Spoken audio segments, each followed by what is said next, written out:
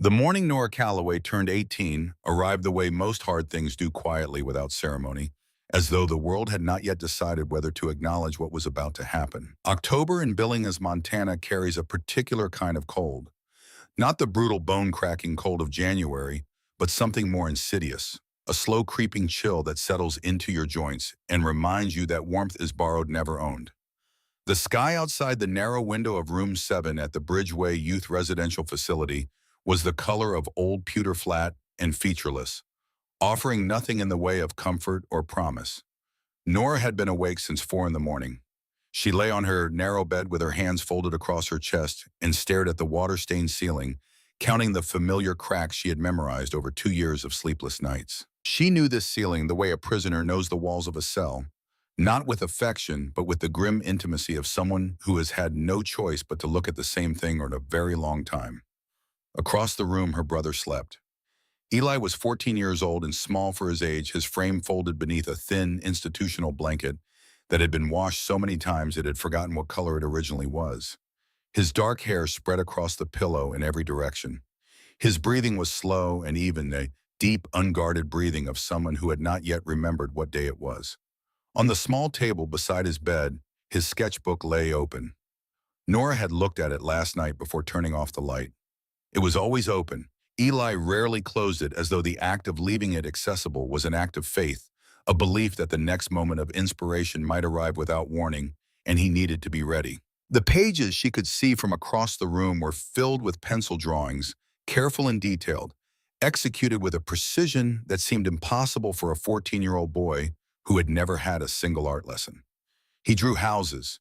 He had always drawn houses even before everything fell apart, even in the years when they had a real house to live, in a real family, a life that felt solid and permanent and incapable of being taken away. But the houses he drew now were different from any house they had ever lived in.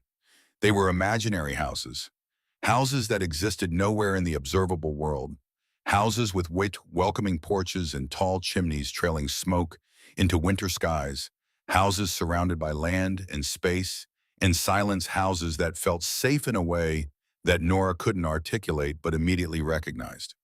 She wondered sometimes if he was trying to build something with those drawings, some kind of shelter against the reality of their lives, constructed one pencil line at a time.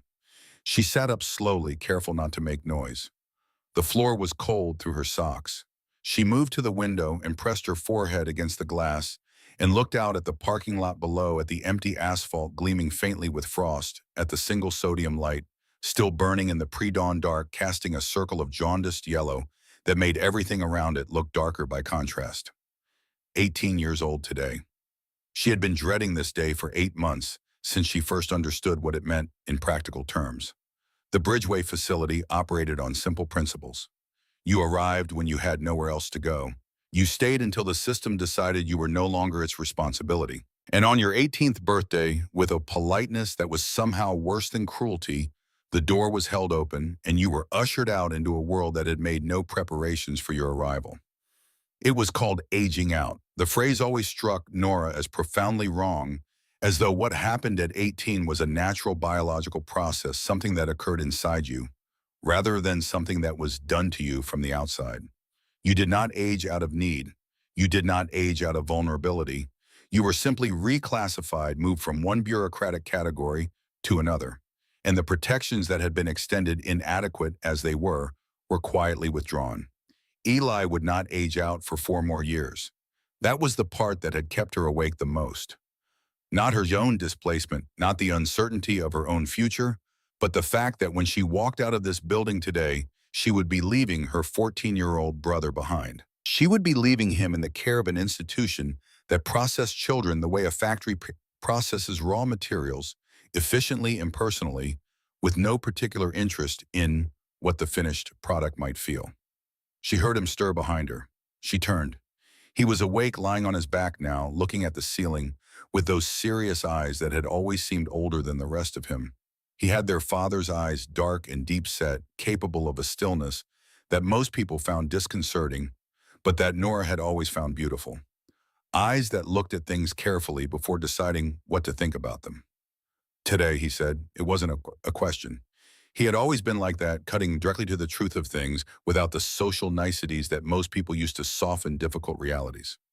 Today, she confirmed, he was quiet for a moment. Then he sat up and reached for his sketchbook and opened it to a fresh page, and his hand began to move across the paper with that automatic precision she had always marveled at, as though the pencil were simply following instructions from somewhere deeper than conscious thought. She watched him draw, and she thought about the day their parents died. She had been 16. It was a Tuesday in February, the kind of day that seems completely ordinary right up until the moment it becomes the worst day of your life. She had been in school in AP Chemistry, writing notes in the margins of her textbook, when the principal appeared at the classroom door and asked to speak with her in the hallway. She had followed him out with a vague, unfocused curiosity, thinking she might be in some minor trouble, thinking about the most recent things she might have done to attract administrative attention. She had not been prepared for what he told her. A car accident on Route 9 outside of town. Ice on the road. A guardrail that hadn't held. Their father had been driving. Their mother had been in the passenger seat. There had been no other vehicles involved. The police were calling it an accident. 2 years. She had spent 2 years believing that. 2 years carrying the weight of random, senseless tragedy of lives ended by nothing more meaningful than bad weather and bad luck. 2 years telling herself that there was no one to blame, no justice to seek, no truth to uncover, just the flat, featureless fact of loss stretching out in every direction without edges or explanation. 2 years being wrong. She didn't know that yet, standing at Eli's doorway in the gray October dawn.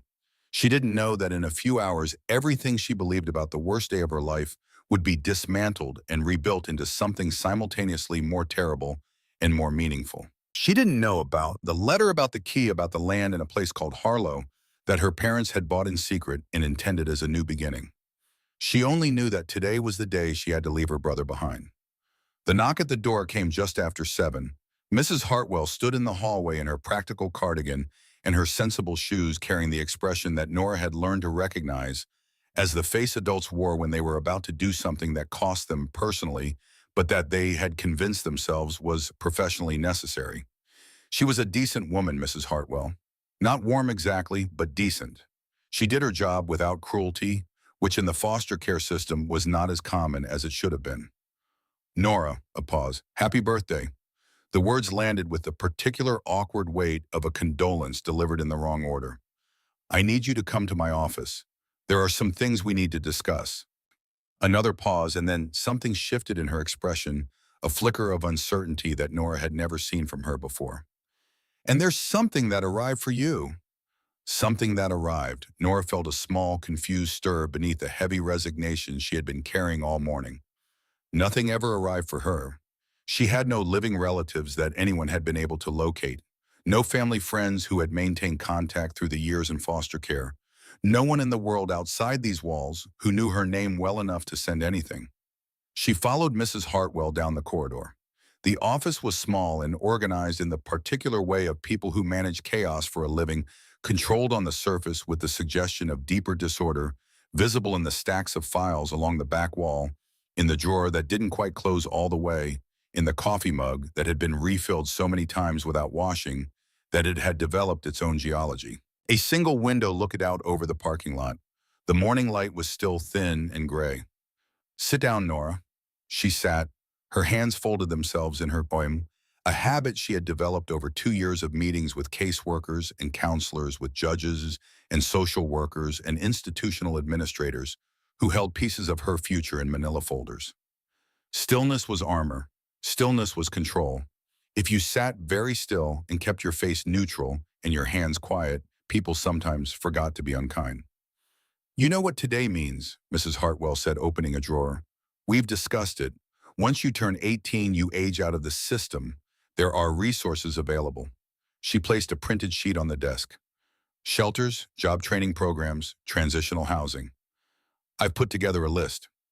Nora looked at the list. She didn't pick it up. She had been mentally preparing for this conversation for months, running the logistics through her mind, the way an engineer runs calculations: shelter first, then income, then stability, then the long and difficult process of demonstrating to a family court that she could provide a real home for Eli. It was a plan that was technically achievable and practically devastating. She had made her peace with it. Then Mrs. Hartwell reached into a different drawer. But there's something else. Her voice had changed. The professional certainty had been replaced by something more tentative, more careful, something unusual. She placed an envelope on the desk between them. It was cream-colored, heavy, the paper substantial in a way that suggested quality rather than convenience. It was sealed with dark wax bearing an embossed mark that Nora didn't recognize, a small, intricate design that looked like it might be an initial or a symbol of some kind. And across the front, in handwriting that Nora had not seen in 2 years, was her name. She recognized it instantly. The slight leftward slant, the way the capital N curved back on itself, the particular loop of the lowercase a. She had seen that handwriting on grocery lists pinned to the refrigerator, and on permission slips for school trips, and on the birthday cards that had arrived every year of her childhood without fail, each one containing a personal message written in that same careful, deliberate hand. Her mother's handwriting. Claire Calloway had been dead for 2 years.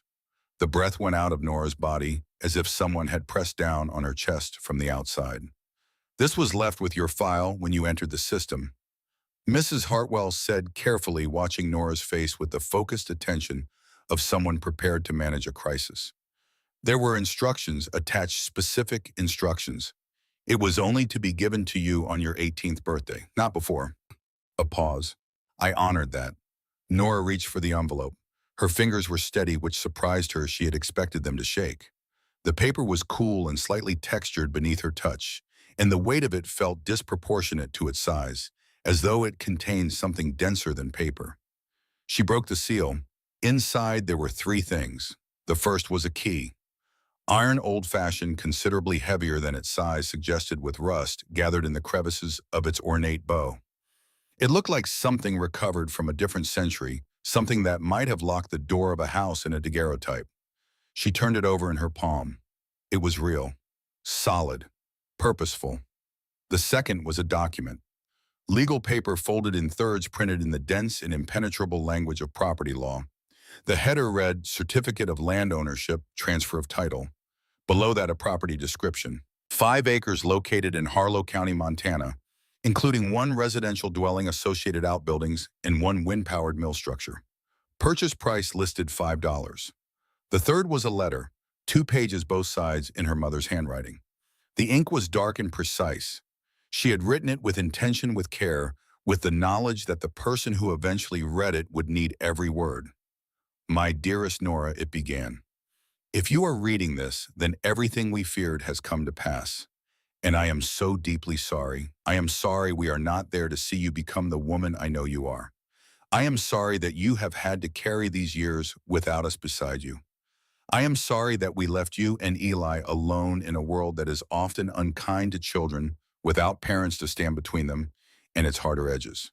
But there are things you need to know, things we could not tell you before because knowing would have put you in danger. The truth, my darling girl, is that your father and I did not simply have an accident on a February road.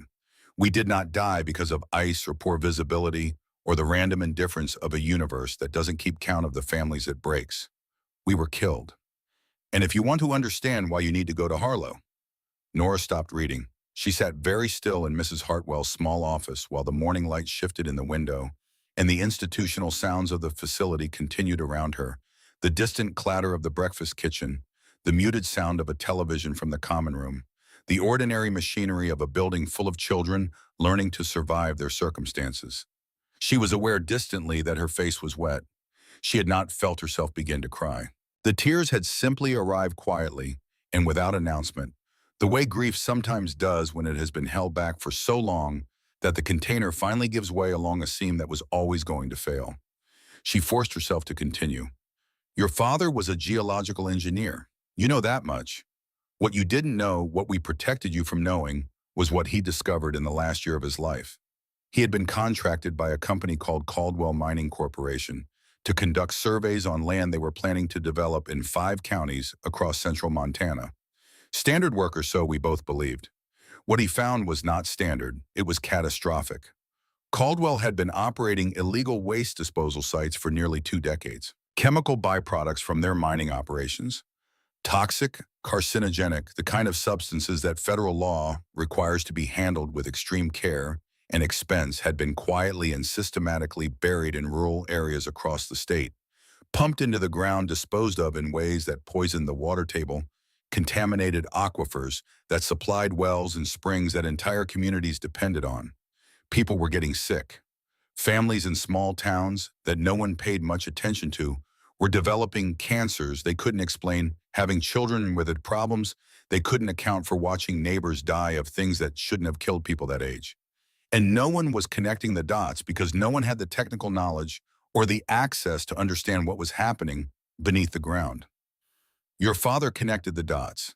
He documented everything, evidence of contamination at 5 separate disposal sites, internal Caldwell communications that proved company leadership knew exactly what they were doing and had deliberately falsified environmental reports submitted to state regulators, evidence of bribes paid to local officials and county health inspectors, and recordings, audio recordings that your father made secretly during meetings with his supervisors, recordings in which he asked uncomfortable questions and received answers that condemned the people giving them.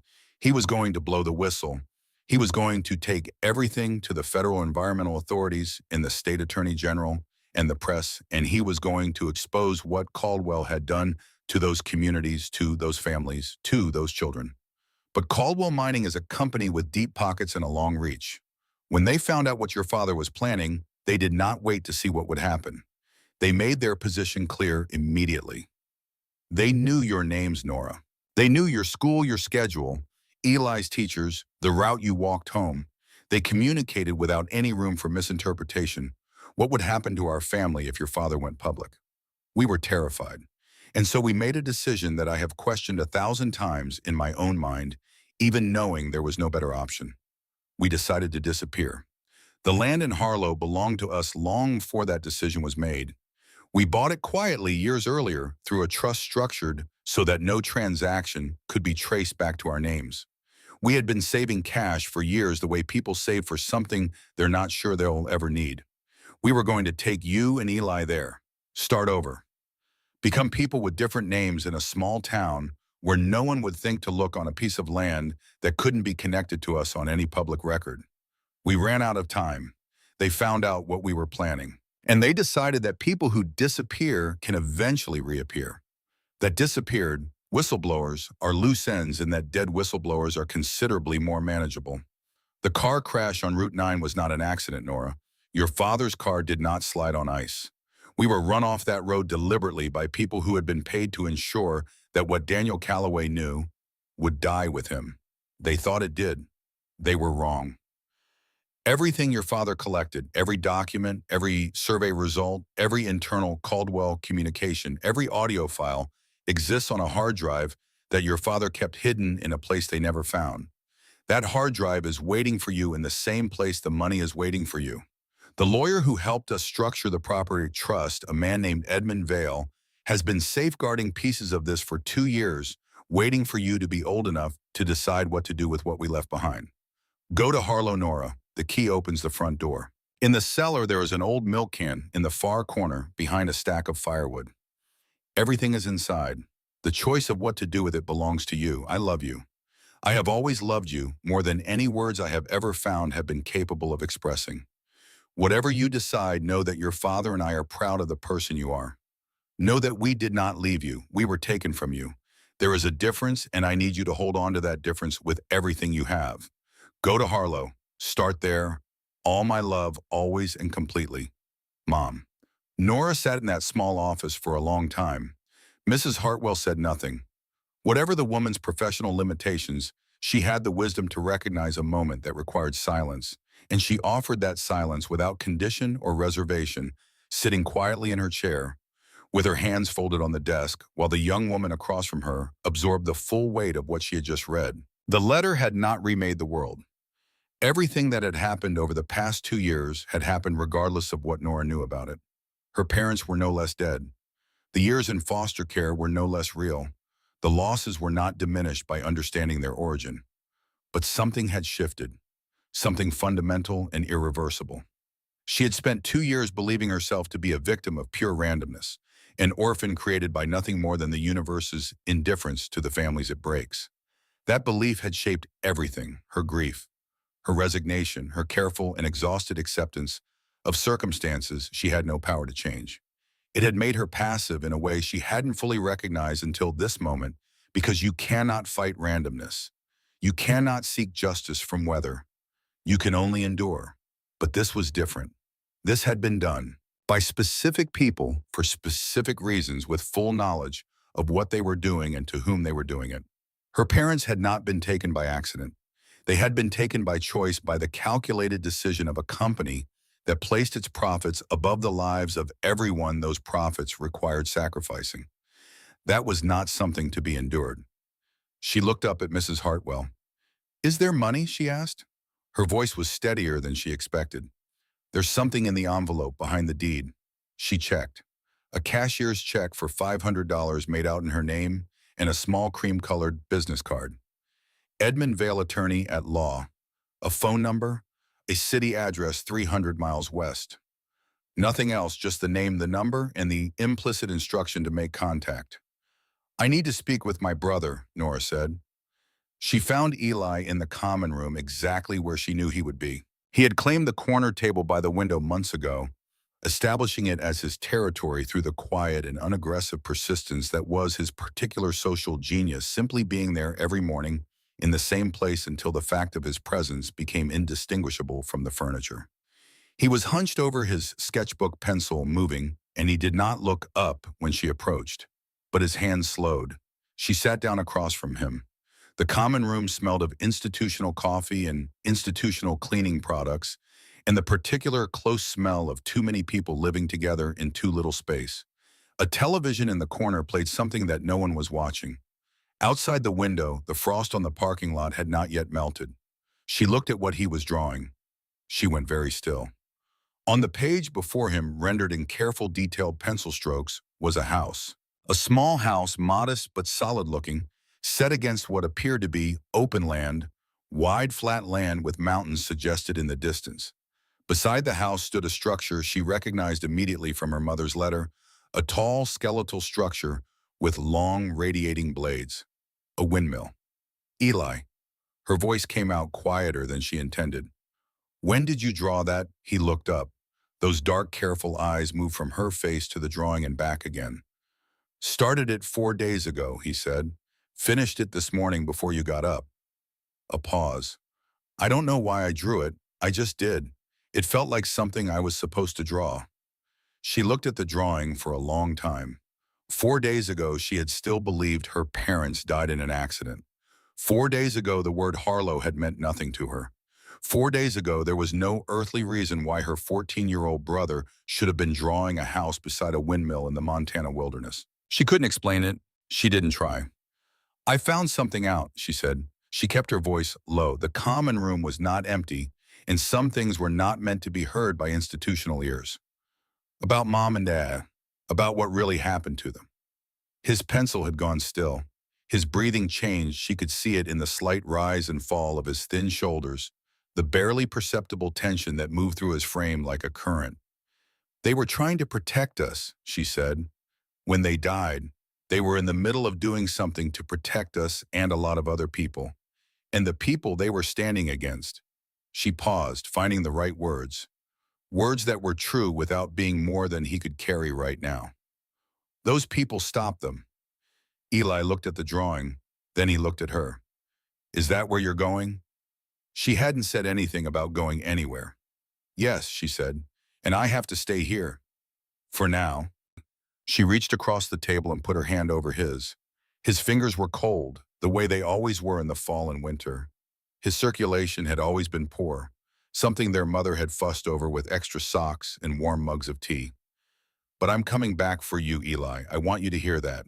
I am not leaving you. I am going somewhere to build something, and when it's built, when it's ready, I'm coming back and I'm getting you out of here." She tightened her grip. "That is a promise I will not break." He looked at her for a long moment. Then, without a word, he reached down and tore the drawing carefully from the sketchbook along the spiral binding. He turned it to face her. He held it out. She took it. "I drew it before I knew," he said quietly. "So maybe it means something." She folded the drawing carefully once, twice, and tucked it into the inside pocket of her jacket, pressing it flat against her chest, against the place where the locket from her mother's letter would eventually rest. She stood up. She had said everything there was to say, and saying more would only make the leaving harder. She pulled him up out of his chair and wrapped her arms around his thin shoulders and held him in a way she hoped he could carry, the way their mother used to hold them both when the world had been particularly unkind. A grip that communicated something beyond affection, something closer to the absolute bedrock certainty that the person holding you would not let go unless you told them to. She let go. She walked out of the common room, down the corridor, through the front doors, and into the gray October morning. She did not look back. The bus station was 12 blocks from the facility. She walked with her duffel bag over one shoulder and her mother's envelope in her jacket pocket, moving through streets that were just beginning to fill with the ordinary business of a Tuesday morning. Delivery trucks, commuters in warm cars, a woman walking a dog that seemed offended by the cold. The ordinary world going about its ordinary life, utterly indifferent to the 18-year-old girl passing through it with a key in her pocket and a dead woman's letter pressed against her heart. She bought her ticket with money from the cashier's check, keeping the change carefully folded in her jacket pocket. The bus to the junction at Cedar Flat departed at noon. From there, according to the notes she had found with her mother's letter, Harlow was 2 miles east on an unpaved road.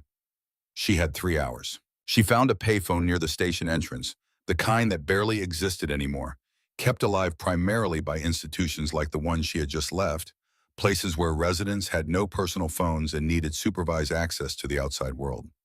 She fed quarters into the slot and dialed the number from Edmund Vale's card. It rang 4 times. Vale. The voice was measured, unhurried, the voice of a man who had learned long ago that urgency rarely improved outcomes. "My name is Nora Calloway," she said. "My mother's name was Claire.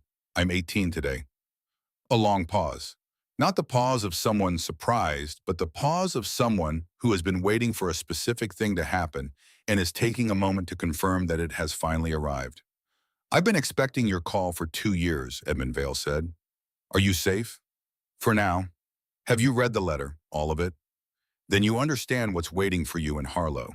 "I understand there's a house that needs fixing and a milk can in a cellar," she said. "I understand there's evidence on a hard drive that could put people in prison. And I understand that those people would go to prison are still free and still operating." A pause. "What I don't understand yet is all the pieces in between." "Then go to Harlow first," Vale said. "Get what's in that cellar, read everything your mother left, and then call me again." A brief pause. "Whatever you decide to do with what you find, whatever direction you choose to take, this I'll be ready. Your parents trusted me to protect what they built. I intend to honor that trust." Another pause, and when he spoke again, his voice carried something that hadn't been there before, something that pushed through the professional composure. "Your father was a genuinely good man, Miss Calloway. The world has too few of those. I'd very much like to see his work matter." She hung up, gathered her bag, bought a small flashlight from the gas station across the street and a pack of batteries and a bottle of water and a sandwich she ate without tasting while she waited for the noon bus. She pulled out the drawing Eli had made and looked at it one more time. The house was small. The windmill was tall. 2 figures stood in the doorway of the house. No details, just silhouettes, just the suggestion of 2 people standing side by side in a place that felt like theirs. She folded it back against her chest. The bus left at noon. She watched Billings slide away through a window that needed cleaning, watched the city give way to its outskirts, watched the outskirts dissolve into farmland, watched the farmland open up into the vast rolling landscape of central Montana, a country that seemed designed to remind anyone passing through it that human scale was a temporary and provisional arrangement. The sky here was immense. The land stretched to the horizon in every direction, with the unhurried confidence of something that had been here long before anyone thought to put roads through it and would be here long after those roads returned to grass. She read her mother's letter 3 more times during the journey.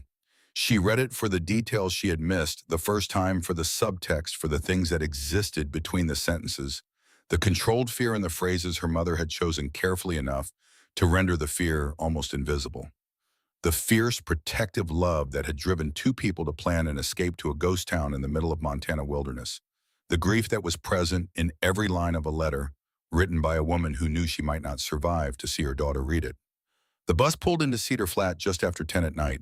Cedar Flat was less a town than a reminder of one a gas station still operating on loyalty and inertia.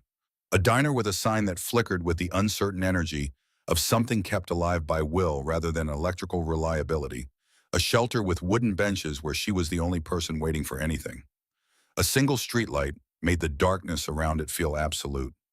She stepped off the bus into Montana cold that was different from city cold in ways she hadn't been prepared for.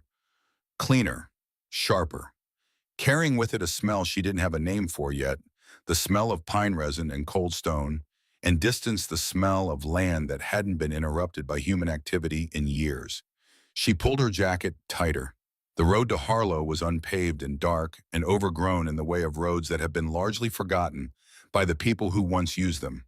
Her flashlight cut a thin beam through the darkness ahead. The trees pressed close on either side, pine and spruce, solid and indifferent, alive with sounds she couldn't identify, rustlings in the underbrush, the distant articulation of an owl, the occasional snap of something she preferred not to think about too specifically. She had never been this alone before. Even in the worst of the foster care years, even in the placements that had been genuinely difficult, there had always been the presence of other people nearby. The proximity of other human beings, however indifferent or transactional, had provided a background noise of company that she hadn't known she was relying on until it was gone.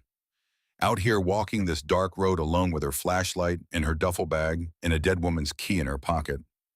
There was no one, just Nora and the night, and the unknown distance between her and whatever waited at the end of the path. She walked for nearly an hour. She was thinking about her father when the sign appeared. Daniel Calloway had been a quiet man in the particular way of people who carry large things silently, preferring not to make their burdens other people's problems. He had worked long hours. He had come home with soil on his boots and his mind still out in the field, somewhere running calculations she couldn't follow. But he had always come home. And when he was home, he was fully home present and available in a way she had not appreciated until he was gone. She remembered him most clearly in his workshop. A small garage attached to the side of their old house in Billings, organized with a fastidiousness that seemed at odds with the disorder of the outdoor work he did for a living. Tools in their designated places. A workbench worn smooth by years of use. A radio on the shelf playing country music quietly enough not to disturb the neighbors. He had spent weekend afternoons in that workshop doing small repairs, fixing a leaking pipe under the kitchen sink, patching a section of fence in the backyard, rebuilding the engine of an old lawnmower, purely because he believed that understanding how something worked was the same as respecting it. He had tried to teach her in those workshop hours. She had been impatient, more interested in getting back to her books than in learning the difference between a flathead and a Phillips. She had only half listened to his explanations of how things fit together, how materials behaved under different conditions, how the simplest fix done correctly could outlast the most elaborate repair done poorly. She wished walking that dark road that she had listened more carefully. The sign was wooden and half consumed by ivy, the letters faded and peeling. Welcome to Harlow. She pushed the ivy aside and ran her fingers over the carved letters, feeling the depth of the grooves in the wood, the weight of the decades contained in this small, weather-beaten thing. Harlow. The town, if it had ever genuinely been a town, was little more than a crossroads in the ghost of what had once stood at it. A church with plywood nailed over windows that would never again admit light. 4 or 5 houses, their porches collapsed, their yards surrendered to weeds and weather, their windows black and empty. A gas station with pumps that looked as though they hadn't dispensed fuel since a different administration. The silence here was different from the silence of the road Fuller somehow weighted with the particular gravity of places where people used to live. She found Miller Road by the faint glow of her flashlight. More suggestion than rode a dirt track branching off the main path with 2 ruts worn into it by vehicles that had last traveled it years before her arrival. She turned onto it, and then she saw it. Rising against the star-scattered sky, silhouetted against a darkness that was somehow not quite dark enough to hide it, stood the Windmill. Taller than she had imagined from her mother's matter-of-fact description, taller than Eli's drawing, had suggested a skeletal metal tower, with long arms radiating from its center, its blades frozen at odd angles, the geometry of something that had been built to move and had forgotten how. Rust covered its surface in patterns that might have been beautiful in a different context. Two of the blades were bent at their outer ends, kinked in ways that had suggested some long-ago trauma. It stood perfectly, absolutely still. Beside it, set back from the road behind a yard of tall grass and overgrowth, was the house. She stood at the edge of the road for a long moment, flashlight aimed at it. It was a ruin. The roof sagged along its central ridge, the line of it bent like something under a weight it hadn't been designed to carry. The porch that ran across the front of the house had partially collapsed. One corner had given way entirely, bringing the porch roof down at an angle that suggested the whole structure was engaged in a slow-motion argument with gravity. That gravity was winning. The windows were all broken, every one, their glass scattered across the yard in fragments that caught her flashlight beam and threw it back in small, cold flashes. The paint had been stripped by years of Montana winters, leaving bare wood that had gone gray and soft at the edges. She stood there for a long time looking at it. Every practical voice in her said to turn around. Every reasonable calculation of what she was capable of and what this would require said that the gap between what this was and what it needed to become was too wide to bridge with the skills and resources of an 18-year-old who had grown up in institutions and had never not once held a hammer. The money in the cellar would buy a bus ticket to somewhere warmer and a motel room for long enough to find a job. A fresh start somewhere clean and manageable and disconnected from a story that had already gotten two people killed. Then she thought of Eli. Eli in the common room drawing a house he had no reason to draw. Eli handing her that page with an expression she had not fully understood at the time, but recognized now as a kind of trust she had not been asked to earn, but had been given anyway. Eli waiting in that building in that thin institutional blanket, in that holding pattern that had no name for itself except the time before things got better. She walked up the path to the front door. The steps groaned, the porch flexed alarmingly under her weight. The door was swollen in its frame from decades of moisture and temperature change, the wood warped into a shape that no longer matched the opening it was supposed to fill. But the lock was iron and solid, unchanged by the years, in the way that good metal resists what wood succumbs to. She pulled the key from her pocket. It went into the lock with a sound she felt more than heard, a gritty mechanical engagement metal, finding metal after years of separation. She turned it. Nothing happened. She applied pressure with her shoulder against the door and turned again harder, feeling the resistance of 2 decades of neglect of a mechanism that had closed and had not been asked to open since before she was old enough to have memories.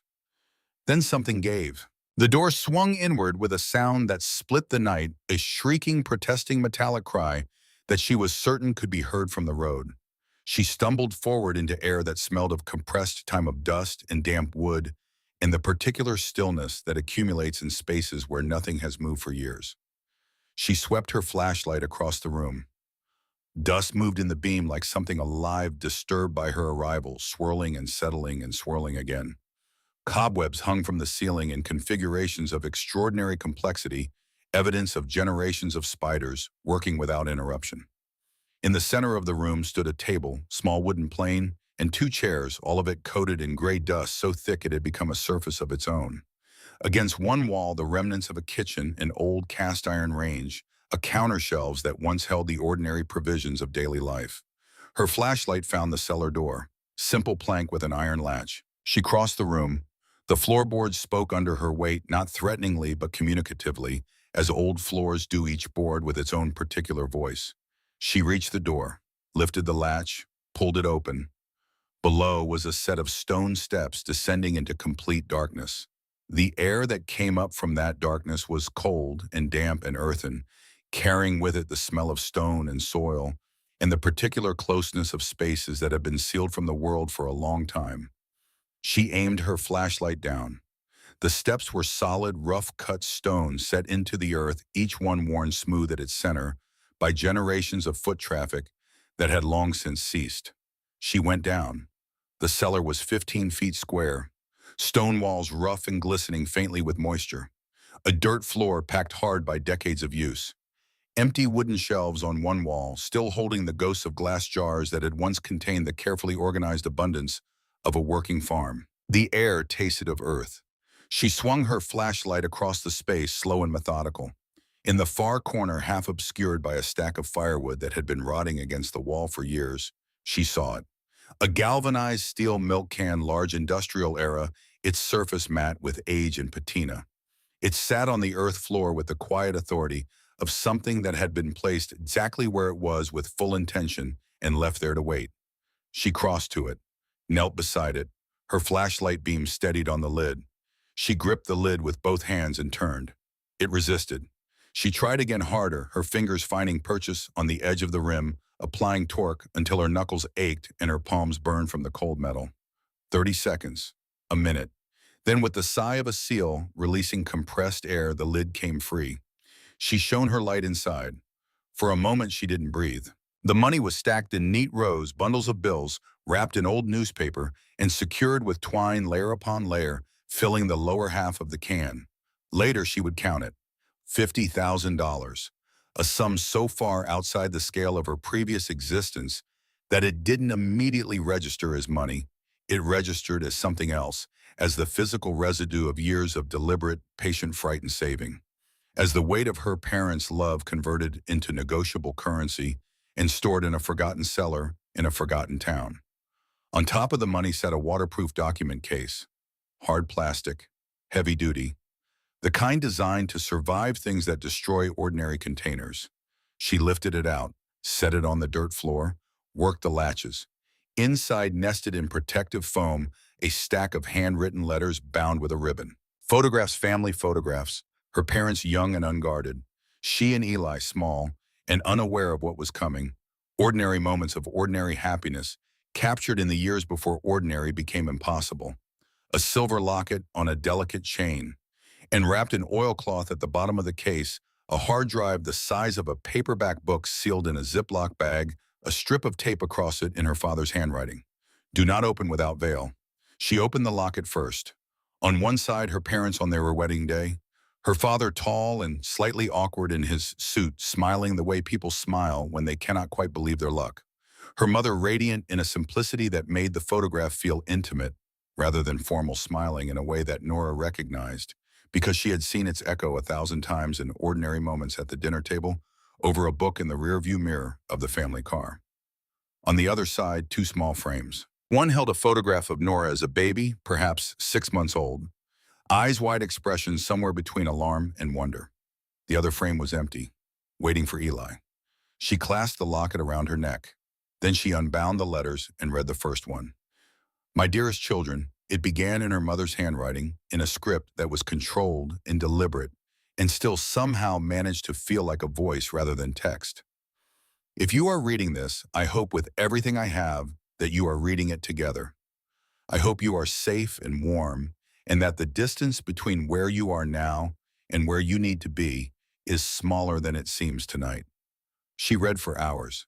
She learned everything her mother had wanted her to know, and some things her mother had perhaps not anticipated she would need to know, but included anyway, understanding instinctively that her daughter would want the complete picture. She learned the full scope of what her father had discovered at Caldwell, mining the contamination sites the counties affected the years over which the damage had been accumulating, while the company filed clean reports with state regulators and paid the people responsible for catching exactly this kind of thing to look somewhere else. She learned about the families in towns like Harlow who had been losing children and spouses and neighbors to cancers that had no explanation, who had been filing complaints that went nowhere and asking questions that nobody seemed able to answer. She learned what her father had done with what he found. He had documented everything, had organized it with the methodical precision of a man who understood that good evidence is not enough, that good evidence, improperly preserved or carelessly handled, can be made to disappear. He had made copies. He had created redundancies. He had given Edmund Vale a key and a password and clear instructions, and he had continued to show up for work at Caldwell every day while preparing to destroy them because stopping would have told them what was coming. She learned about the night her parents died. Not the accident version, the real version. A car that shouldn't have been on that road appearing behind them in the dark. Her father understanding what it meant before her mother did. The last few minutes of two lives that had been spent trying to build something good not just for their children, but for everyone Caldwell had been quietly dismantling. She was still sitting on the cold dirt floor of the cellar, When the first pale light of dawn began to filter down from above through the cracks in the floorboards, thin as paper but real, she sat there for a while longer, letting it find her. Then she climbed the stone steps back up into the dusty main room of the house, moving slowly, her legs stiff from hours on cold earth. The morning light was coming through the west and the boards over the windows falling in long, warm bars across the floor. In this light, not the harsh, practical light of a flashlight, but the forgiving light of a Montana morning, the room looked different. Not ruined, potential. The bones of something solid waiting beneath the surface disorder for someone to understand what it was trying to be. She walked through the house slowly. Each room in turn, kitchen, small bedroom, second bedroom with a window facing north toward the windmill. She stood at that window and looked out through the broken glass at the tower standing motionless against the pale dawn sky, its blades frozen at their odd angles, rust-covered, impatient. In the barn, she found her father's workshop. She stood in the doorway for a longer time before she went in. The tools hung in their places on the pegboard, every hook still occupied. The workbench was gray with dust, but its surface, worn smooth by decades of use, was intact. On the radio shelf, the radio itself still sat, though its cord had been unplugged and coiled neatly, a small act of orderliness that felt like its own kind of message. And on the underside of the main shelf, tucked up tight in a way that protected them from the dust, that covered everything else secured with a strip of duct tape gone brittle with age, was a stack of spiral-bound notebooks. She pulled them down. Opened the first one. Her father's handwriting. Clear, neat, technical.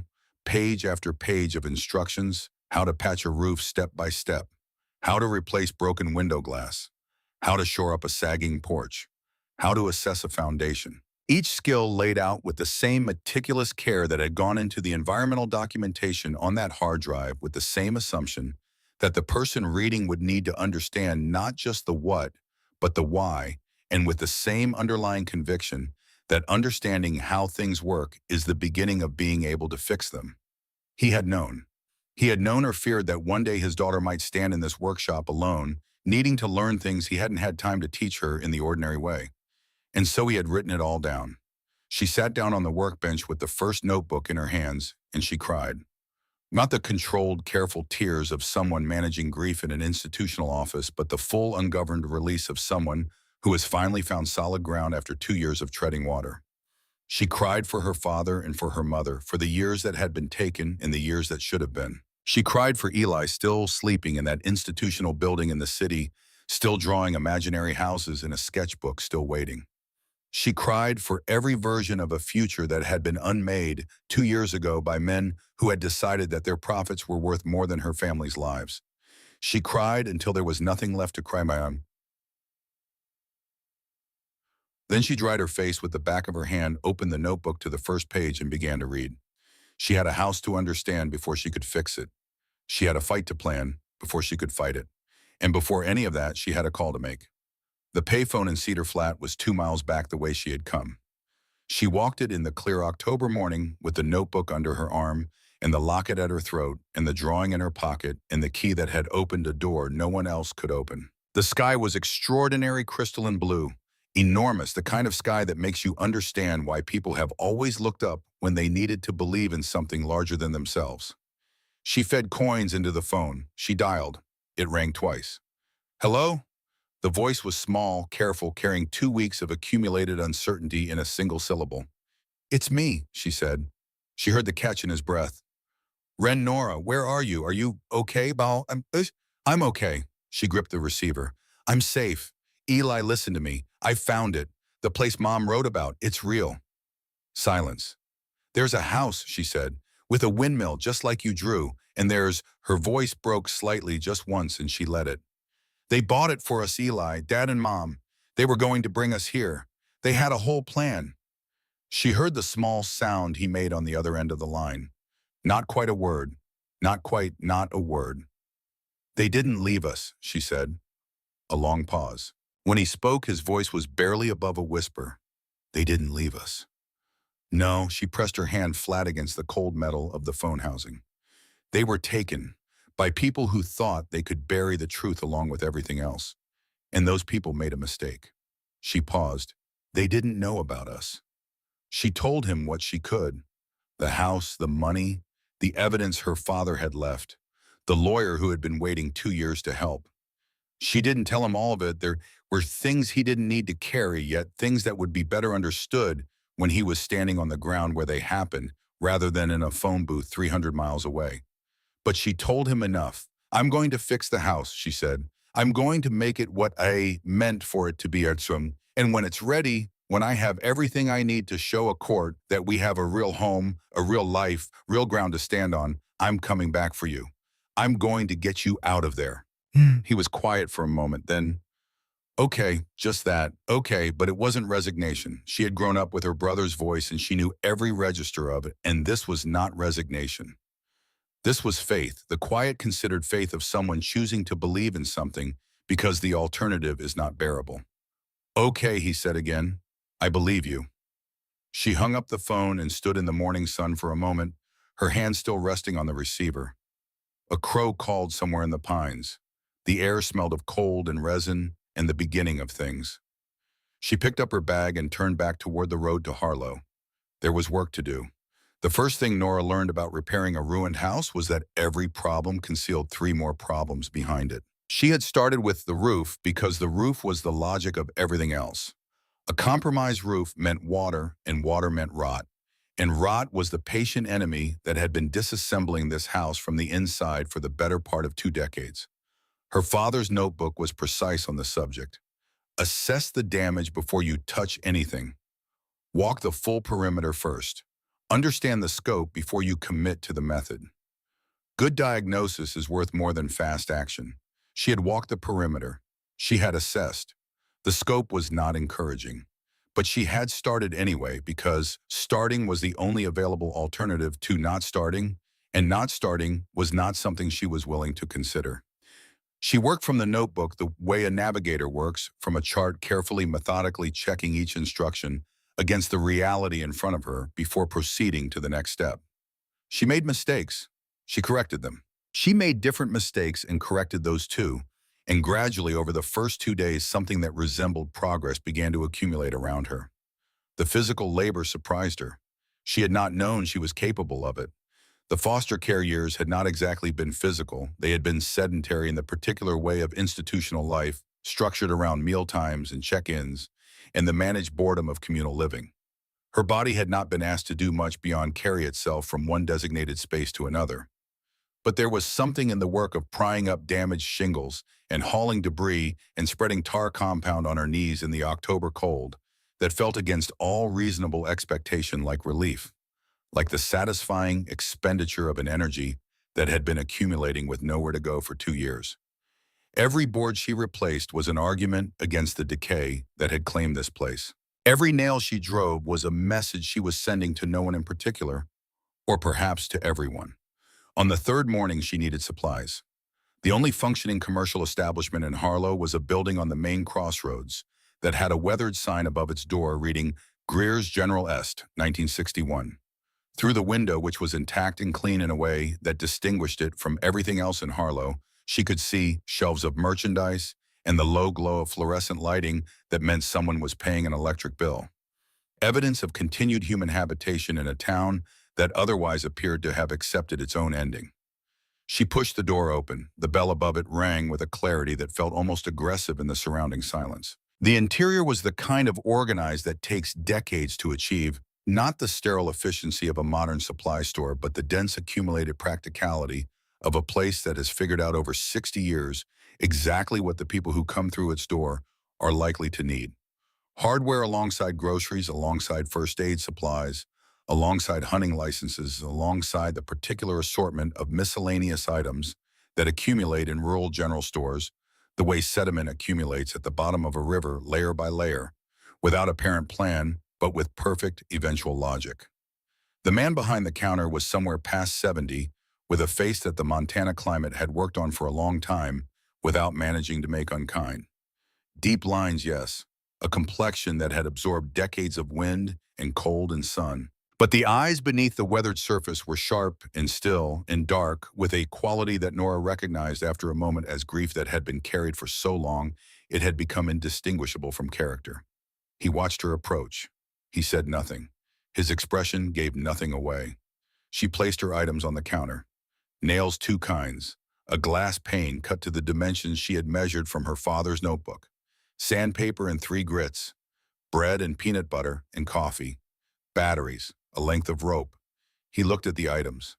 Then he looked at her. "You're at the old Calloway place." Not a question, not a greeting, a simple statement of fact delivered in the flat, economical tone of a man who had no interest in performing social niceties for their own sake. "I am." He began to ring the items through slowly, each one deliberate. His hands moved with the unhurried efficiency of someone who had performed this action so many thousands of times it had become purely automatic, requiring none of the conscious attention that was instead directed entirely at her. "That windmill hasn't turned in 20 years, he said. "I know." A pause. He set down a box of nails and looked at her directly. "You know what you're getting into. That property has been sitting empty since before you were born. It'll fight you every step." "I know that too." He studied her for a moment longer with the focused attention of a man assessing something he isn't yet sure how to categorize. Then he reached beneath the counter and set something on the surface between them. A phone. Old-fashioned prepaid, the kind that folded and had physical buttons and asked nothing of you in the way of data plans or accounts or digital footprints. The kind that could be used and discarded and replaced and which left nothing behind that anyone could trace. "My number is the only one programmed in it," he said.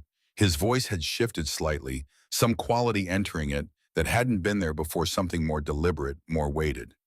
"You call that number if you need anything, anything at all." She looked at the phone, then at him. "Why?" He was quiet for a moment. Outside, the wind moved through the empty street, pushing nothing past the window but memory.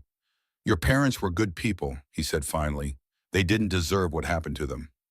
A pause, but "This town has a long memory. Some of us have been waiting a long time for someone to come back to that property and do something about what it represents." He returned to the register, completing the transaction with the same unhurried efficiency. "My son died 12 years ago, 32 years old. Healthy man, strong, never sick a day in his life, until he was sick every day of what remained of it." He didn't look up. "The doctors gave me explanations that explained nothing. But I knew, we all knew, those of us who paid attention. The well water on our properties had been wrong for years before anyone got sick. Often ways that were hard to describe but impossible to ignore if you had been drinking clean water your whole life." He set her change on the counter. "Caldwell Mining," she said quietly. His jaw tightened, just once. The single physical evidence of something that had been compressed for a very long time into a very small space. "Caldwell Mining," he confirmed. "Your father was the first person who ever put a name to what happened here. First person with the knowledge and the access to find the proof and the character to try to do something with it." He finally looked up. "They killed him for it. And I have lived with that fact for 2 years, knowing what was on that property and knowing there was nothing I could do about it, and until someone with the legal right to that land came and did it themselves." He slid the burner phone across the counter to her. "You call me," he said, "whatever you need." She walked back to the farmhouse with the phone in her pocket and a new understanding settling into her understanding of where she was and what this place meant. She had thought of Harlow as a ghost town, empty, inert, a landscape of failure and abandonment. But it wasn't empty. It was full of something that had nowhere to go. 12 years of grief concentrated in one old man behind a store counter. 2 decades of poisoned land and poisoned water and poisoned families, all of it waiting for the particular pressure relief that only the truth can provide. She was not just here for herself. She was not just here for Eli or for the memory of two people who had been taken before they could finish what they had started. She was here because a 32-year-old man had died in a way he should not have died, and because his father had been carrying that death for 12 years without a single satisfying answer to give it context. The weight of that felt enormous. She carried it back to the farmhouse and put it where she was putting everything else that was too large to process in real time, somewhere behind her sternum, in the place where she had been storing things that needed to be felt later when she had room for them. She picked up her father's notebook and went back to work on the roof. 2 days later, Della Greer arrived. Nora was outside reinforcing the porch columns when the car came up the road, a small hatchback rental plates moving with the slightly tentative energy of someone navigating unfamiliar terrain. It pulled to a stop at the end of the drive and a young woman got out. She was perhaps 19 with dark hair cut short and practical, and the kind of observant eyes that move quickly across new environments, cataloging and assessing.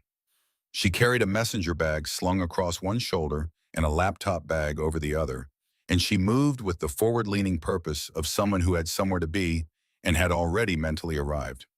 "You're Nora Calloway." Not a question. An identification delivered with the confidence of someone who had come a long way specifically to find this person. "Who are you?" "Me, Della Greer, Walt's granddaughter." She reached the porch steps and stopped looking up at Nora with a directness that was not aggressive, but was entirely uninterested in social hesitation. "He called me at school 3 days ago, said there was someone at the Calloway property I needed to meet." A brief pause. "I'm a journalism student, second year. My grandfather has been telling me about Caldwell mining since I was old enough to understand the words. And he told me you have a hard drive that could bring them down." Nora looked at her for a long moment. She thought about her mother's letter, about the warning that had lived in every careful sentence of it, that the people who had killed Daniel and Claire Calloway were still out there, still operating, still possessed of the resources and the willingness to eliminate threats to their continued operation. She thought about the wisdom of letting a journalism student she had met 40 seconds ago anywhere near the most dangerous thing she currently owned.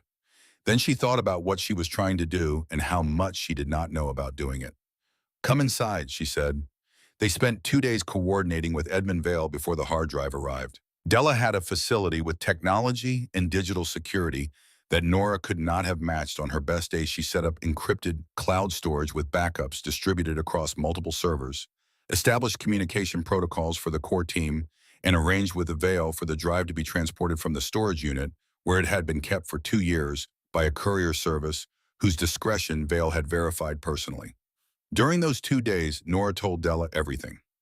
Not because she had decided to trust her fully, but because the work required it, because you cannot effectively protect information you haven't fully shared, because strategy requires complete situational knowledge, and because Della Greer had driven 6 hours from her university in the middle of a semester because her grandfather had asked her to, and there was something in that unquestioning response to an old man's request that Nora found difficult to distrust. Della listened without interrupting, which Nora appreciated. She took notes on a legal pad in handwriting that was faster and less legible than her grandfather's careful speech. When Nora finished, she set down her pen and looked at the table for a moment, and then said quietly, and with the controlled anger of someone who has been angry about a specific thing for a very long time, "I'm going to need everything. Every document, every recording, everything on that drive. Not for publication, not yet. For understanding. I need to understand the full shape of this before we can do anything useful with it." "Vale decides when anything goes public," Nora said. "And eventually a journalist named Wren Marsh. She's been circling Caldwell for years, apparently. She's the one my parents' lawyer has been coordinating with." "I know Wren Marsh," Della said. "She's the best investigative reporter working in the Pacific Northwest. If she's been building this story for years and we give her your father's evidence—" She stopped. "This is going to be seismic. That's the plan."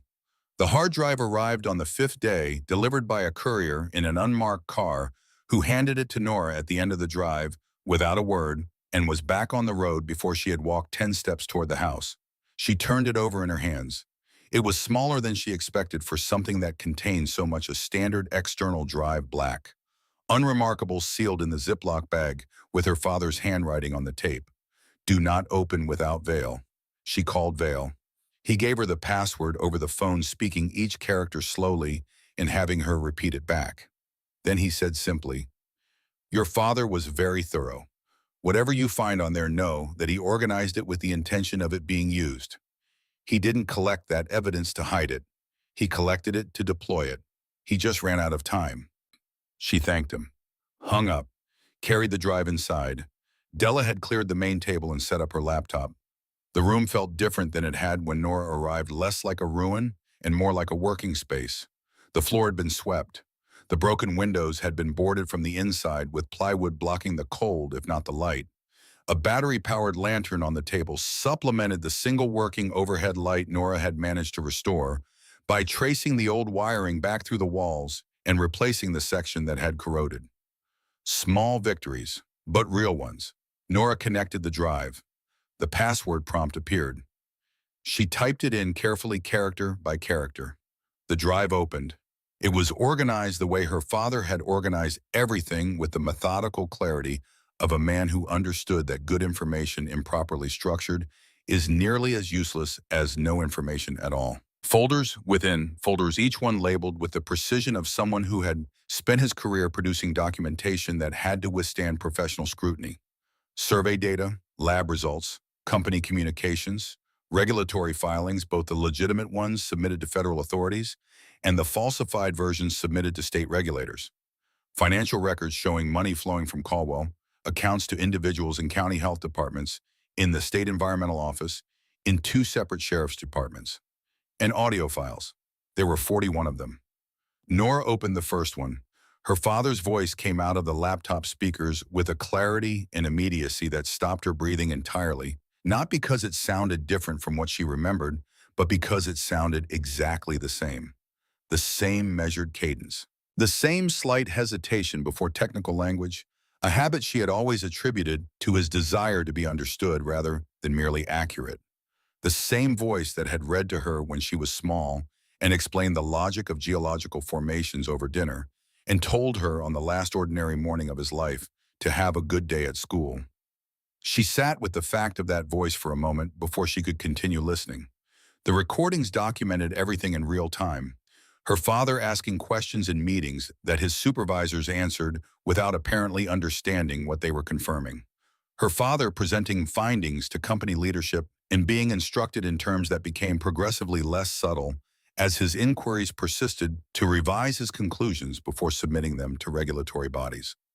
Her father requesting access to historical disposal records and being denied. Her father stating in a meeting 3 weeks before he died that he intended to report his findings to the Federal Environmental Protection Agency and the State Attorney General. The silence that followed that statement on the recording lasted 11 seconds. She counted them. Then a voice spoke that she had never heard before, but which she would not forget. It was smooth, not loud, and it didn't need to be loud. It had the particular quiet authority of someone who has never had to raise their voice because the consequences of disappointing them have always been sufficient to ensure compliance without escalation. A man who had operated at the senior level of a powerful company for long enough that the exercise of power had become entirely habitual, entirely unconscious, as natural and unremarkable to him as breathing. Daniel, a pause. You're a talented engineer. You've been a significant asset to this company for 3 years. That's not nothing. I'd like to think we have a relationship here that's worth preserving. Another pause. Your wife's name is Claire. She works at the Riverside Medical Clinic on Tuesdays and Thursdays. Your daughter Nora attends Jefferson High School. She's in her junior year, excellent grades, very promising. Your son Eli is at Madison Middle School. He's in the art program there. Gifted kid from what I understand. The voice stopped. In the recording, her father said nothing. I'm telling you this, the voice continued, not as a threat. I want to be very clear about that. I'm simply noting that all of us have things in our lives that matter to us, things we would be devastated to lose. It would be a shame if a talented man's family had to suffer the consequences of a decision made without full consideration of what those consequences might be. A chair scraped. The recording ended. Nora sat back. Della beside her had gone very still. Her hands were flat on the table. Her face was composed with the deliberate control of someone managing an immediate emotional response through sheer force of professional discipline. That's Raymond Hollis, Della said. Her voice was quiet and precise. Executive Vice President of Caldwell Mining. He's been with the company for 26 years. He's... A pause. He runs everything that officially runs itself. The CEO makes the public statements and attends the charity functions. Hollis is the one who decides what the company actually does. He's the one who ordered it, Nora said. Not a question. They both understood what they had just heard. The careful language, the studied avoidance of explicit threat, the operatic reasonableness of a man delivering an ultimatum he was entirely confident would be obeyed. It was the voice of someone who had done this before. Someone for whom this conversation was a routine of a familiar type, not an exceptional measure. and her father had recorded it anyway. She thought about that, about her father sitting in that meeting knowing what was happening, knowing what the voice across the table was communicating beneath the surface of its polished language, and choosing to ensure that a record of it existed. He had been frightened. She knew that, had felt it in her mother's letters, understood it in the full context of everything that followed. But he had been frightened and careful in equal measure, frightened and purposeful, frightened and unwilling, even in that moment, to let what he knew simply disappear because powerful men preferred it that way. She thought about Walt Greer behind his store counter, his son, 32 years old, dead in 6 months of something that shouldn't have killed him. And she thought about the fact that the man whose voice had just come out of that laptop speaker had made calculations that included her father's family in one column and the continued profitable operation of Caldwell Mining in another, and had determined with the same casual certainty with which executives determine any matter of resource allocation which column mattered more. But she closed the laptop. "I need some air," she said. She walked out onto the porch and stood in the cold afternoon and looked at the windmill standing motionless against the sky and breathed carefully until the shaking in her hands subsided. She had known intellectually that her parents had been murdered. She had understood the fact of it from her mother's letter. But there is a difference between understanding a fact and hearing the voice of the man who decided to make it happen. The recording had removed the last remaining layer of abstraction. This was not a corporate entity, not a company, not an abstract constellation of financial interests and executive decisions. This was a specific man with a smooth voice and a knowledge of her sister's school schedule, who had looked at the inconvenient moral courage of her father and decided without apparent difficulty that it needed to be eliminated. She stood on the porch until she could think clearly again. Then she went back inside and said to Della, "We need to move faster." On the 8th day, the black sedan appeared. Nora was outside working on the porch, her father's notebook open on the railing, its pages held flat against the October wind by a loose nail she had set across the binding, her hands occupied with the business of replacing a rotted support column with fresh-cut lumber she'd hauled from a supply yard in Cedar Flat. The physical work had become its own kind of meditation by this point, the focused problem-solving of hands engaged with material reality, providing a counterbalance to the strategic thinking that occupied every other available hour. She heard the car before she saw it, the particular sound of an expensive engine moving slowly the way people drive when they want to be seen arriving. The sedan was black, late model, clean in the way of rental vehicles that have been recently detailed. It parked at the end of the drive, and the man who got out was dressed in a way that was conspicuously out of place in Harlow, Montana, a dark suit that fit too well to be off the rack, a tie that cost more than Nora's entire wardrobe, shoes that had no business being within 100 miles of a dirt road. He carried himself with the loose, unhurried confidence of someone who had been in a great many rooms and had been the most powerful person in most of them. He walked toward the house with his hands in his pockets and a pleasant expression arranged on his face like something he'd selected from a catalog. "Miss Calloway." He stopped at the base of the porch steps. Up close, his face was the face of someone who had learned long ago how to make coldness look like warmth. "My name is Vincent Carr. I represent certain parties who have a significant interest in this property." "I know who you represent," Nora said. Something flickered briefly behind the pleasant expression and was gone. "Then you may be aware that my clients are prepared to be very generous. This land, this house, they're considerable liabilities for someone in your position. Extensive repairs, legal complexities, isolation. My clients are prepared to take those burdens off your hands." He reached into his jacket and produced a document. $2 million, Miss Calloway. A clean transaction, handled discreetly. You to walk away with enough to build any kind of future you wanted. College, a home for yourself and your brother. Financial security that most people spend their entire lives trying to accumulate. He held the document out. She didn't take it. "My parents bought this land in secret," she said. "They saved for years to buy it. They were going to bring their children here and start over away from the people who were threatening their family." She looked at Carr steadily. "They were killed before they could do that. By the people you work for." A pause. "And now those same people are standing at the end of my driveway offering me money to hand over the ground my parents died trying to protect." She picked up her hammer. "No." Carr's pleasant expression remained perfectly intact, which was somehow worse than if it had faltered. He nodded once, a small, considered movement, and withdrew the document. Reached into his other pocket and produced a business card instead, setting it on the porch railing with the deliberateness of a man placing a chess piece. "In case you reconsider," he said, "the offer won't remain available indefinitely." He walked back to his car without hurrying. She watched the sedan move back down the road until its tail lights disappeared among the trees. She picked up the business card, looked at it, put it in her pocket. That night she slept badly, waking repeatedly to sounds that may or may not have been there: the creak of the old house settling, the movement of wind around the windmill tower, the small nocturnal activities of the land around her. At some point in the small hours before dawn, she stopped pretending to sleep and sat up and listened to the darkness. She smelled it before she saw it. Smoke. She was out of bed and through the front door in seconds, moving by instinct, before rational thought had fully assembled itself. The source was immediate and unambiguous.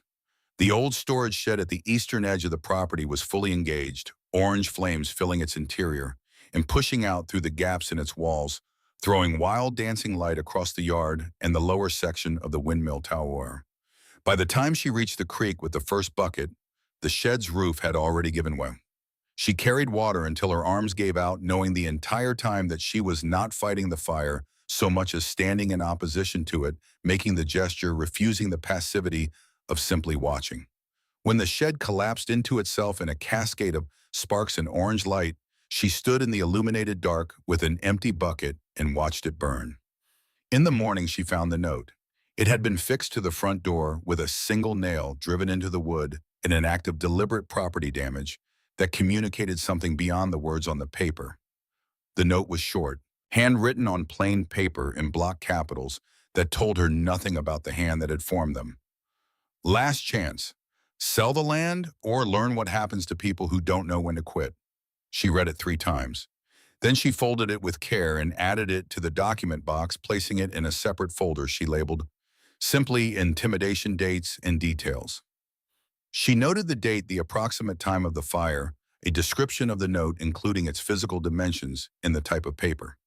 She wrote it all down in her father's handwriting style, clearly, precisely, with the understanding that what you document carefully cannot be dismissed as impression or interpretation. They wanted evidence. She would give them evidence. 2 days later, Mrs. Hartwell called.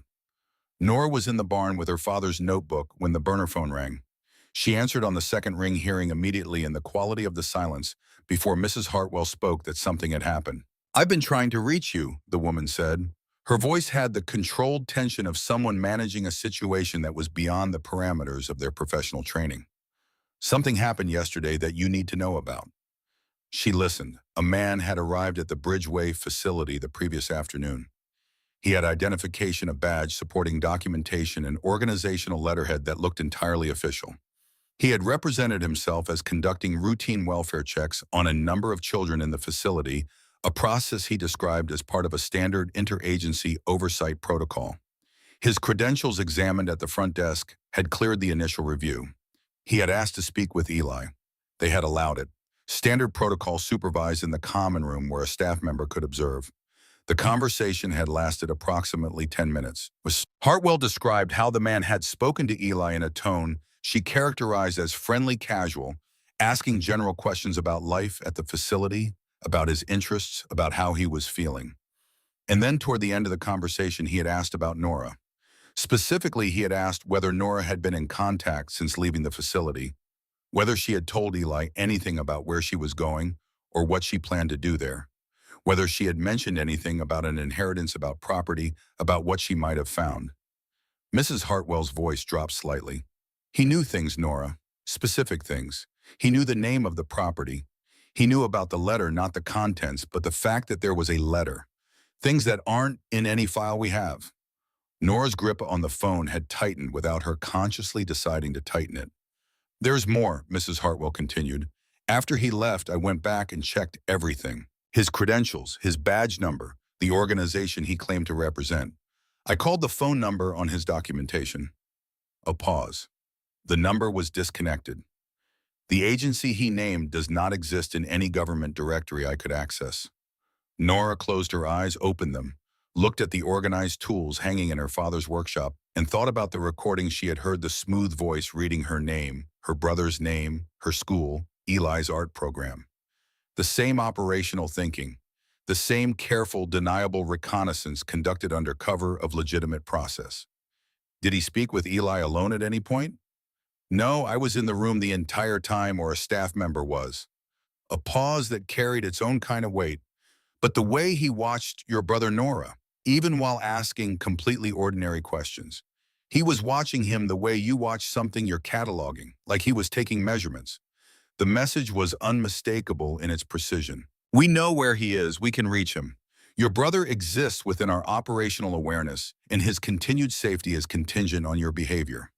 It was the same calculation Hollis had made explicit in the recording, the same logic that had driven her parents to plan their escape to Harlow in the first place. You cannot fight people who have access to what you love most, unless you remove what they're holding before they can use it. Listen to me carefully, Nora said. Do not allow anyone else to take Eli out of the facility for any reason. Do not allow any unauthorized visitor to speak with him. If that man comes back, you call the police and you call me simultaneously. A pause.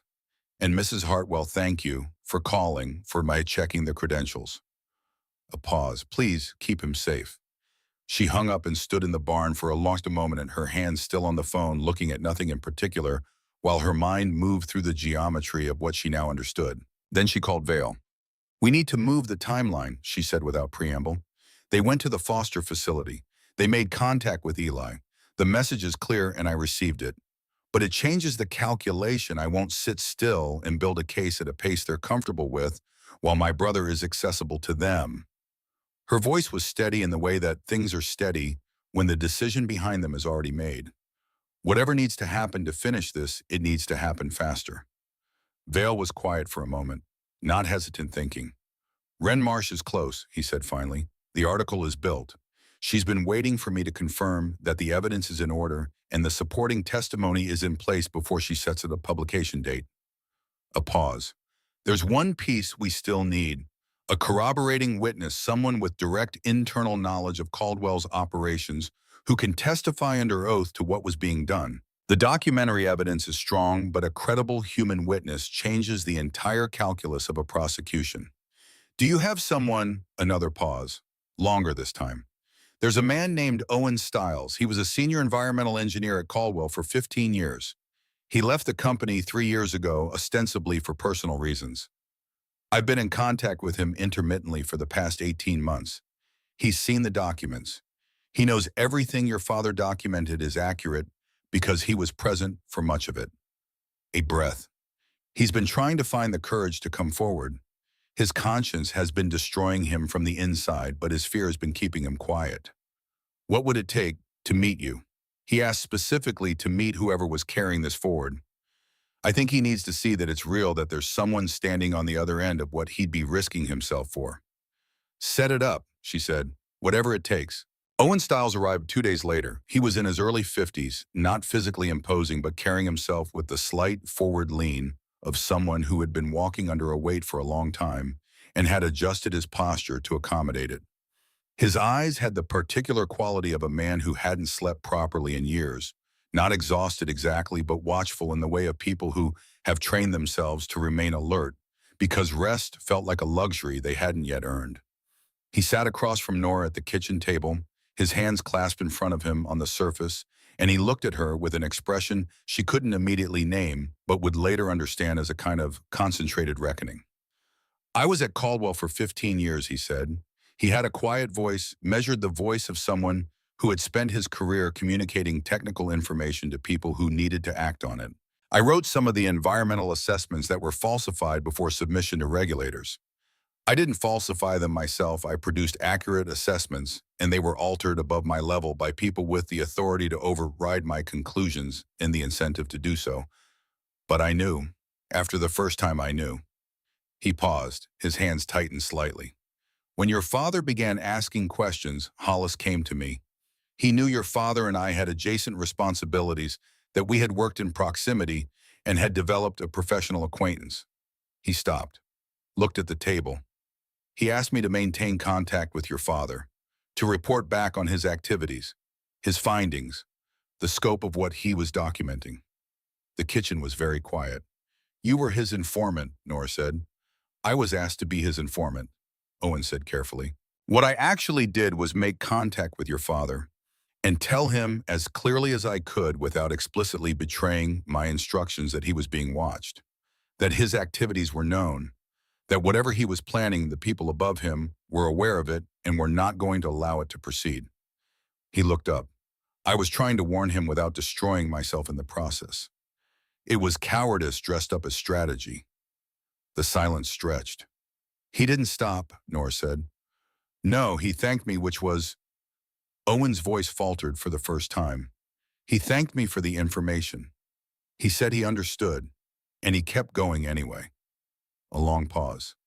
I reported back to Hollis that your father seemed to be reconsidering his position, that I believed the warning had been effective.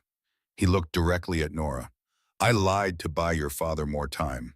And then I told myself I had done what I could, and I kept my head down and I watched what happened next, and I have not had a full night's sleep in 2 years.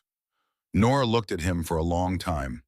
This was the man who had been sent to monitor her father, who had by his own account done the least he could do to help while doing just enough to avoid direct culpability for what followed. A man whose fear had been larger than his conscience at the moment when a different choice might have changed everything, and who was now sitting across from the dead man's daughter, carrying that fact like a stone in his chest.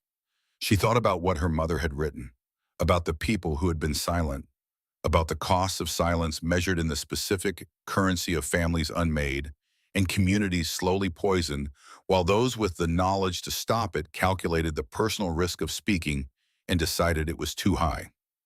Your testimony would need to include all of this, she said. Not a version of it, all of it. What you were asked to do and what you actually did and why. I know. It will damage you. People will judge what you did. I know that too. Is that something you're prepared for? He unclenched his hands, set them flat on the table. A deliberate gesture releasing something, or perhaps committing to something. I'm prepared for the judgment of people who weren't in my position, he said quietly. What I'm not prepared to do is die with this unresolved. Your father was braver than I was. The least I can do now is be honest about that.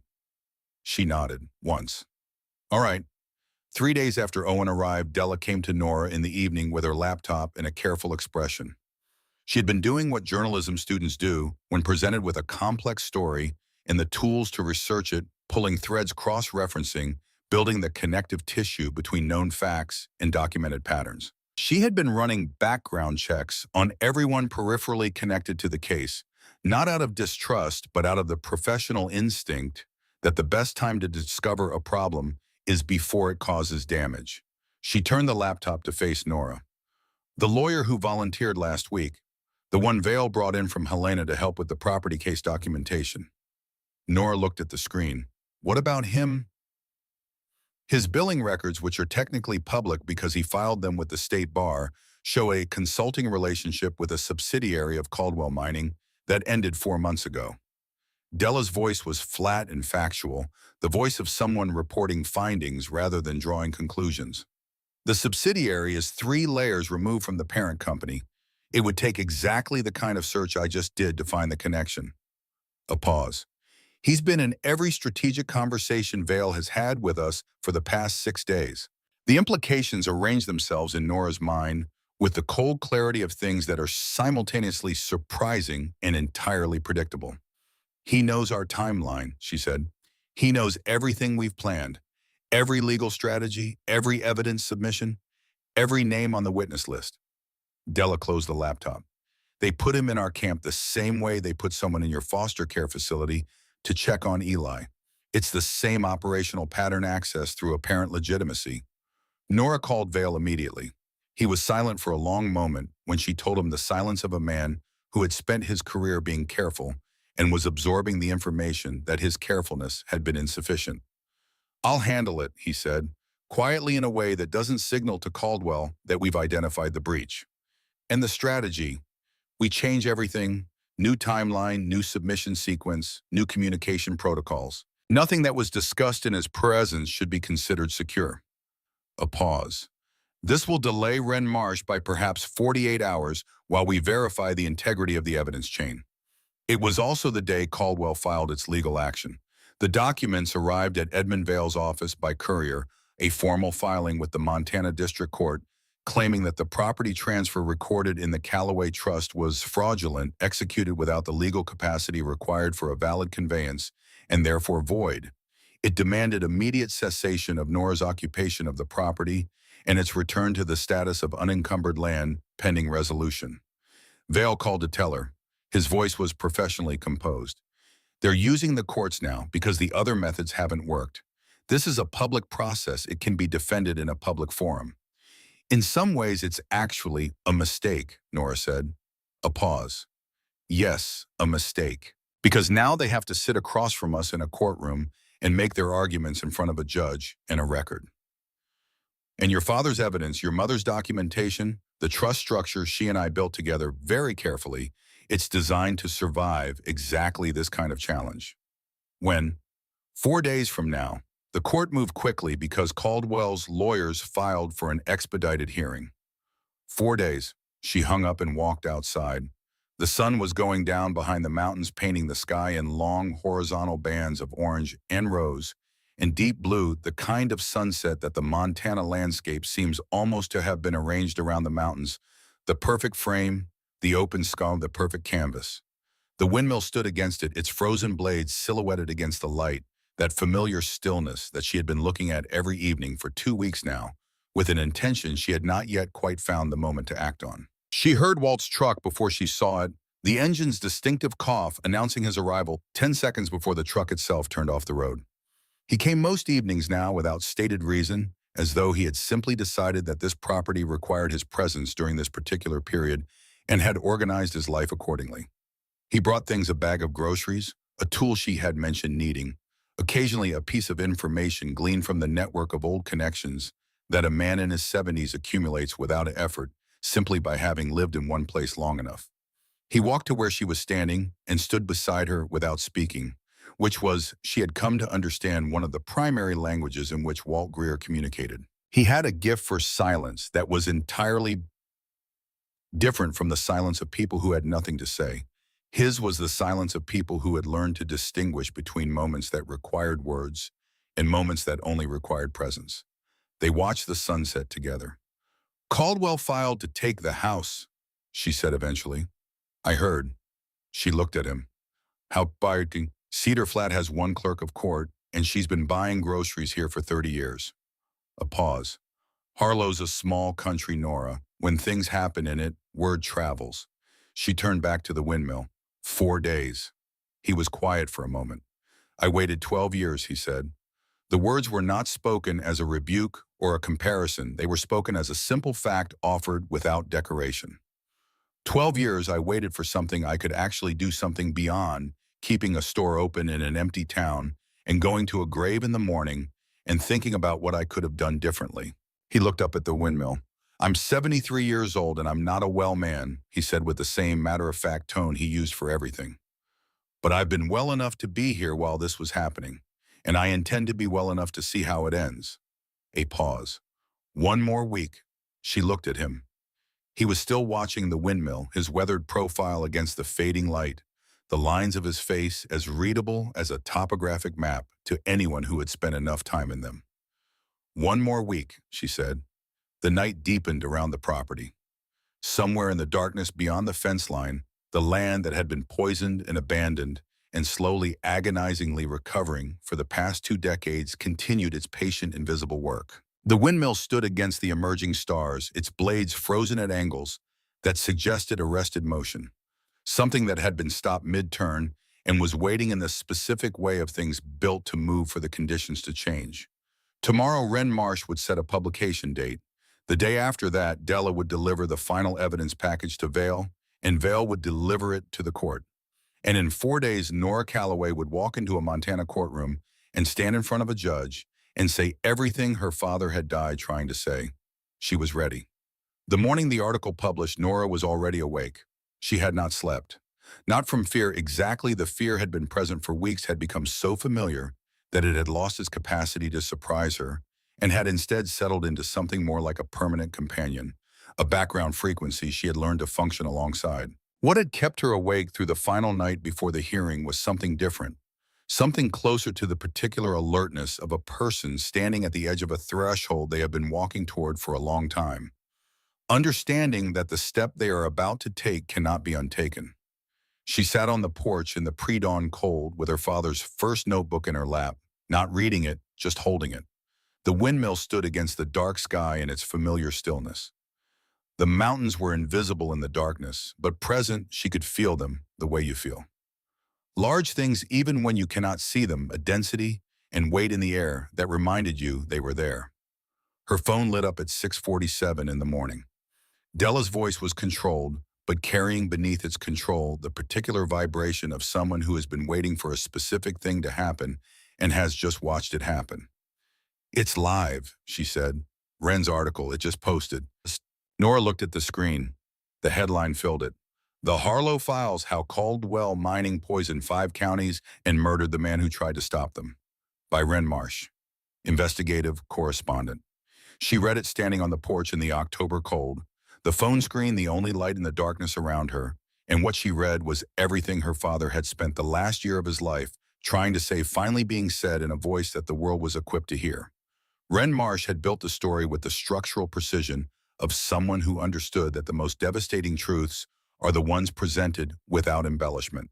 The facts arranged in sequence, the documentation cited precisely the human consequences, described in terms that were specific and therefore impossible to abstract into statistics and therefore impossible to dismiss. The illegal disposal sites, the contaminated aquifers, the cancer clusters in communities across 5 counties that health officials had recorded without explanation and investigated without sufficient resources, and eventually filed in categories that communicated their helplessness without acknowledging their culpability. The falsified regulatory reports, the bribery documented in financial records that connected Caldwell accounts to individuals in positions designed specifically to prevent exactly what Caldwell had been doing, and the Callaways. Daniel and Claire Calloway occupied the center of the story the way a specific human face makes visible what abstract numbers cannot. Here was the man who had found the evidence. Here was the record of what he had done with it and what had been done to him in return. Here was the audio excerpted quoted the specific language of a threat delivered in the smooth voice of a man who believed himself entirely beyond consequence. Here were 2 children orphaned by corporate calculation, left in the care of a system that had done what it could and no more. By 8 in the morning, the article had been shared 40,000 times. By 9, it had been picked up by 3 national outlets and 2 major television networks, whose digital teams had recognized immediately what they were looking at and had begun producing their own coverage around it, calling Ren Marsh for comment, calling Caldwell Mining's media office for comment, calling sources in the state environmental agency who had spent years saying they lacked the resources for an investigation of this scope and were now discovering that they had very much to say. At 9:15, the EPA's regional office issued a statement announcing the immediate opening of a federal environmental investigation into Caldwell Mining Corporation's waste disposal practices in central Montana, covering a period extending back 18 years. At 9:30, Caldwell's stock lost 22% of its value in 40 minutes before trading was halted. At 10, Nora put on the cleanest clothes she owned, got into the truck she had managed to get running 3 weeks earlier, and drove to the county courthouse in Cedar Flat. The building was modest, a 2-story brick structure with a flagpole out front and a parking lot that had not been designed for the number of vehicles currently occupying it.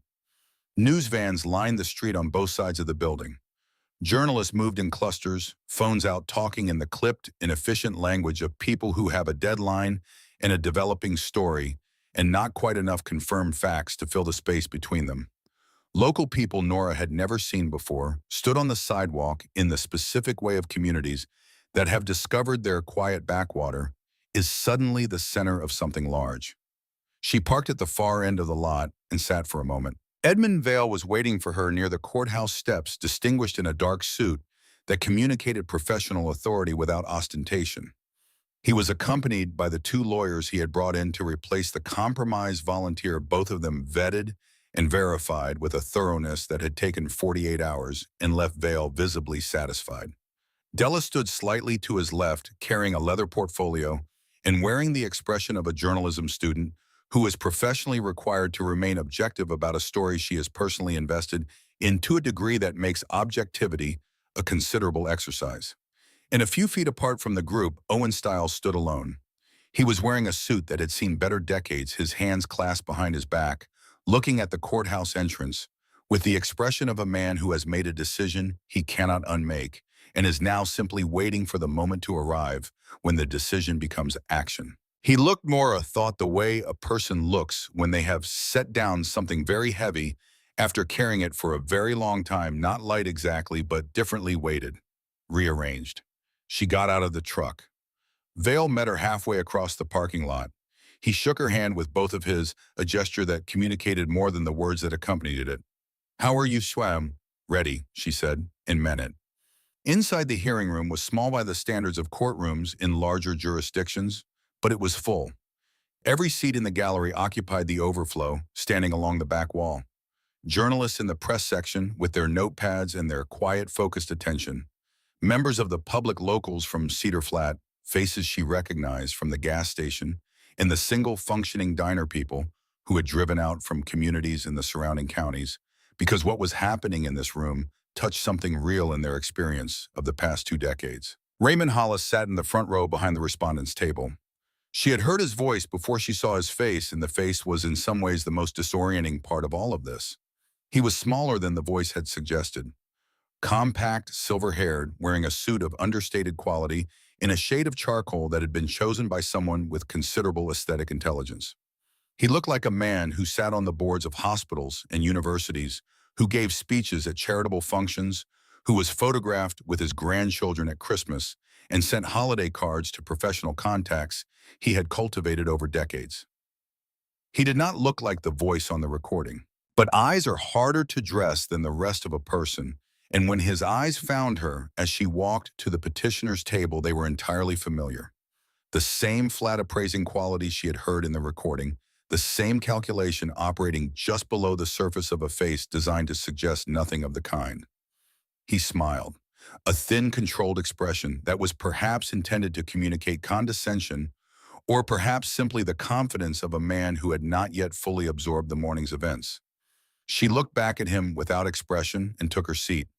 The proceedings began. Caldwell's legal team was led by a man named Harrison, tall, sharp-featured, with the aggressive precision of a litigator who had been paid a significant sum of money to win this case and had organized his entire professional identity around winning cases and was not prepared to process the possibility of an alternative outcome. He moved through his opening arguments with practiced efficiency, challenging the authenticity of the trust documents on procedural grounds, questioning the chain of custody of the evidence on the hard drive, and characterizing Nora in terms that she had expected and had therefore prepared herself for a young woman in difficult circumstances, emotionally compromised, being manipulated by individuals with their own agendas, attempting to use the legal system to convert a disputed property claim into a platform for unsubstantiated allegations against a legitimate and significant employer in the Montana economy. Vale's response was methodical. He produced the original trust documents, notarized, dated, witnessed by 2 independent parties, structured with the legal precision of an attorney who had anticipated that they would one day be challenged in exactly this form. He introduced the chain of custody documentation for the hard drive, Vale's own receipt of the drive 2 years prior, its undisturbed storage in a security-rated facility, the courier transfer records, the digital forensic analysis confirming that the drive's contents were original and had not been subsequently modified. He called Owen Stiles to the stand in the late morning session. Owen walked to the witness stand with the measured gait of a man who has decided something and is now executing on the decision. He was sworn in. He sat down. He clasped his hands in front of him on the railing and looked at Vale and answered the questions that had been prepared with the careful precision of testimony that had been thought through completely before it was delivered. He described his 15 years at Caldwell Mining. He described the environmental assessment process and the specific ways in which accurate assessments had been altered above his level before submission to state regulators. He described the disposal sites, their locations, their contents, the approximate volumes of toxic material that had been introduced into the ground over years of operation. He described the contamination patterns he had personally identified and had been instructed to omit from official documentation. Then he described Raymond Hollis asking him to make contact with Daniel Calloway. The gallery did not make noise exactly, but the quality of the silence changed. Harrison's team had known this was coming. Vale had disclosed Owen's testimony in advance as required, but knowing a thing is coming does not always fully prepare you for the experience of hearing it delivered in a quiet voice, in a quiet room by a man whose remorse is not performed, but simply present evident in every careful syllable. Owen described what he had done and what he had not done. He described telling Daniel Calloway he was being watched, framing it as best he could as a warning. He described lying to Hollis about the outcome of the contact. He described watching what happened next and living with it for 2 years. He did not characterize himself as a hero or as an innocent man caught in circumstances beyond his control or as someone whose intentions had been entirely good throughout. He described himself accurately, which was the most powerful thing he could have done. Harrison cross-examined with the focused aggression of a man trying to locate a structural weakness in a wall that had been built without obvious gaps. He went after Owen's credibility, his employment history, his reasons for coming forward at now, as opposed to 2 years ago or 12 years ago, or any of the years in between when the same information had been available and the same choice to speak had been consistently unmade. He suggested that Owen's testimony was the self-interested performance of a man trying to reduce his own legal exposure by cooperating with a civil proceeding before the criminal investigation he presumably anticipated could compel his testimony anyway. Owen absorbed this without visible distress. When Harrison finished, he said simply, "Everything I've told this court is accurate. You can interpret my reasons for telling it however you choose. The accuracy doesn't change based on the interpretation." The afternoon session began with Vale calling Nora to the stand. She walked across the room, aware of every eye in it, aware of Hollis in the front row, aware of Owen sitting in the gallery with his hands quiet in his lap, aware of Della at the press table with her pen held still in an act of professional restraint. She was aware of all of it and at the same time felt strangely distant from it, operating in the particular clarity that comes to people in high-stakes moments when the ordinary background noise of anxiety falls away and only the essential thing remains. Vale's questions were structured to let her tell the story in the order that made it most comprehensible. The birthday, the envelope, the letter in her mother's handwriting, the bus to Cedar Flat, the walk to Harlow in the dark, the house in the cellar and the milk can and what she had found inside it, the weeks of work on the property, the escalating pressure from Caldwell Carr's visit, the burned shed, the note the man who had gone to the Bridgeway facility and sat with her 14-year-old brother and memorized him the way you memorize something you intend to use. She spoke about her father, about the workshop and the notebooks and the tools hung in their designated places, and what it had felt like to understand that a man who had known he was in danger had spent time. He might not have had leaving behind exactly the things his daughter would need if she arrived at this place alone. She spoke about her mother's letters, the full scope of them, read over a long, cold night on a dirt floor, the complete picture of two people who had loved their children enough to try to protect an entire community of strangers who had no idea what was being done to them. When she spoke about Eli, her voice changed slightly. She didn't try to prevent it. She described his sketchbook, the drawings of imaginary houses, the specific drawing he had pressed into her hand on the morning she left the house with the windmill drawn, before he could have had any reason to draw it. She described his voice on the phone, small and steady, saying, "I believe you." She saw a juror look away. Harrison came at her without the preamble of courtesy. He was good at his work, and he knew it, and he applied himself to the task of dismantling her credibility with the impersonal efficiency of a craftsman for whom the moral dimension of a mom is entirely separate from its technical execution. He questioned her capacity to interpret legal documents. He questioned her psychological state following the loss of her parents in 2 years in foster care. He suggested that the letters were not genuine, or that if genuine were the product of a woman whose grief had distorted her understanding of the circumstances of her husband's death. He suggested that the trust documents, while apparently legitimate on their face, had been constructed as part of a scheme designed not to preserve property for children, but to manufacture a legal foothold for a campaign of corporate harassment. He questioned her youth, her inexperience, her lack of formal education, her financial interest in the outcome. He questioned in the language of professional litigation, which is capable of making almost any question sound reasonable simply by virtue of being asked in the right building whether she was remotely equipped to understand the complexity of what she was claiming to have uncovered. She let him finish. The room waited. My father was a trained geological engineer with 15 years of professional experience, she said. Her voice was quiet, but it carried. He understood exactly what he was looking at when he surveyed those disposal sites. He understood the regulatory framework well enough to know precisely which regulations were being violated and how. He understood the legal exposure Caldwell faced if the evidence became public, which is why they decided it couldn't become public. A pause. He wasn't paranoid. He wasn't grieving. He wasn't a young woman with limited experience trying to interpret something she didn't understand. He was a scientist looking at data. She let that settle. You've suggested that the documentation on that hard drive might not be reliable, that the trust structure might have been designed for purposes other than what my mother's letters describe. She looked directly at Harrison. But there's something you can't explain away with legal theory.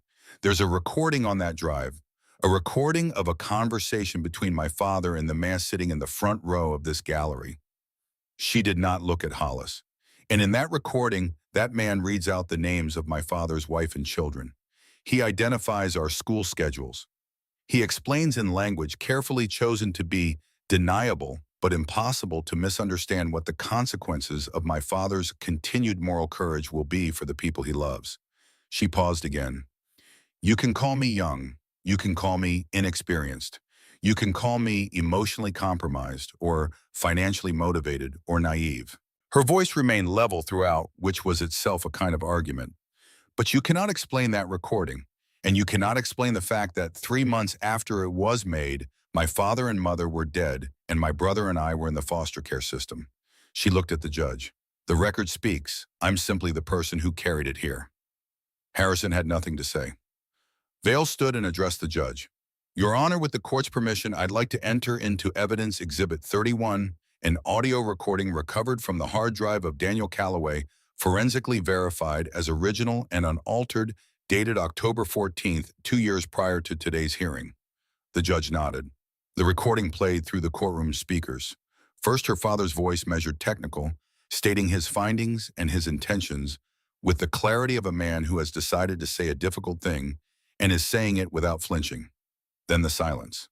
11 seconds. She counted them again the way she had counted them the first time in the farmhouse, and they felt the same freighted, deliberate, the silence of a man calculating. Then Hollis. His voice filled the room with the same smooth authority it had carried in her kitchen 2 weeks earlier. And in this context, in this room, without the mediation of a laptop speaker, in a private space, it was devastating in its specificity. He said her name. He said Eli's name. He named their schools, their schedules, the particular details that communicated without ambiguity that this was not general knowledge but targeted surveillance, not casual conversation, but the precise delivery of a prepared message. When the recording ended, the room was absolutely silent. She looked at Hollis for the first time since the recording began. The silver hair, the expensive suit, the face of someone's grandfather. He was not smiling anymore. The judge called a recess. 2 hours. When the proceedings resumed, he did not take long. The trust documents were valid. The notarization had been independently verified.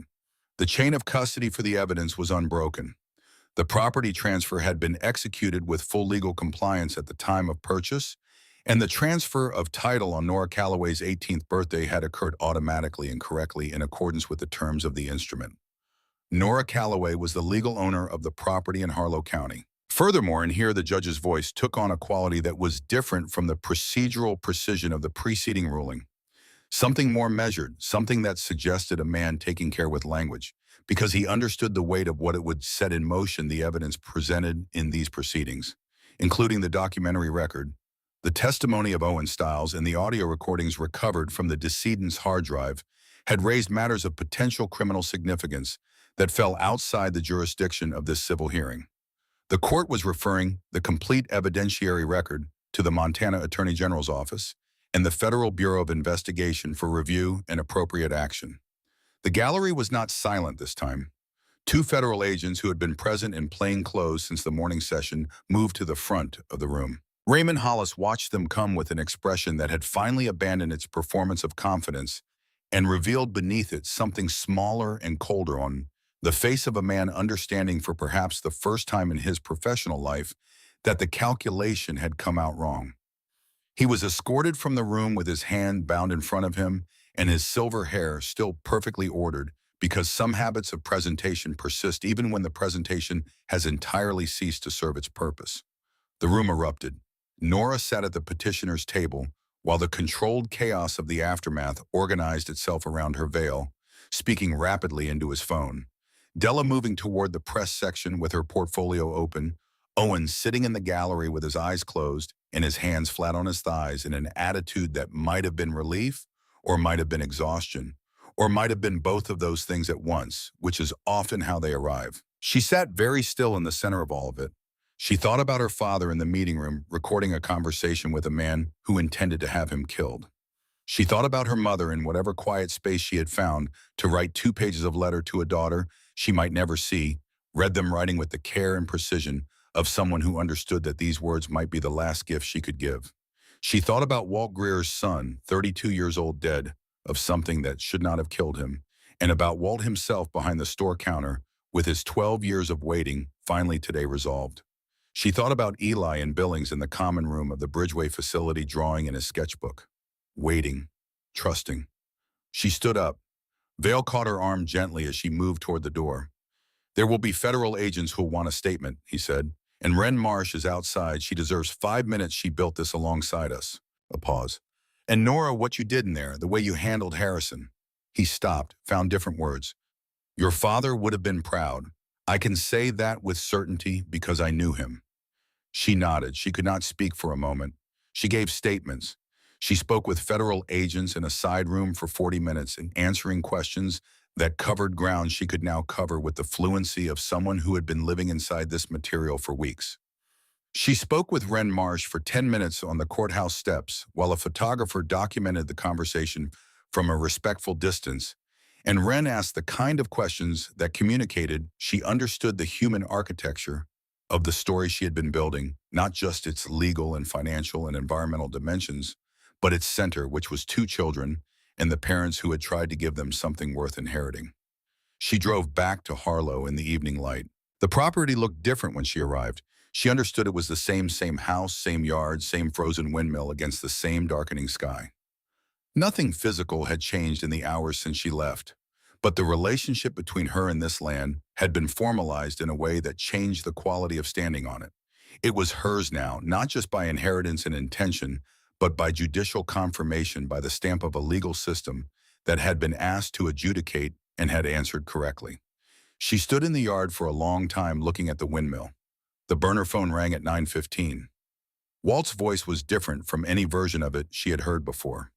Not weaker exactly, Walt Greer did not do weakness in any form she had been able to identify, but quieter. Emptied of something that she realized listening to him had been present throughout every previous conversation without her consciously registering it, the particular tension of a man carrying unfinished business. "I heard the verdict," he said. "Eddie Vale called me from the parking lot." "It's done," she said. "Thornwood Hollis, he's in custody. He'll be prosecuted. The FBI has the full evidentiary record.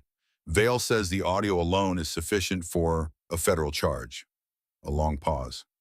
"My son," Walt said. He didn't complete the sentence. He didn't need to.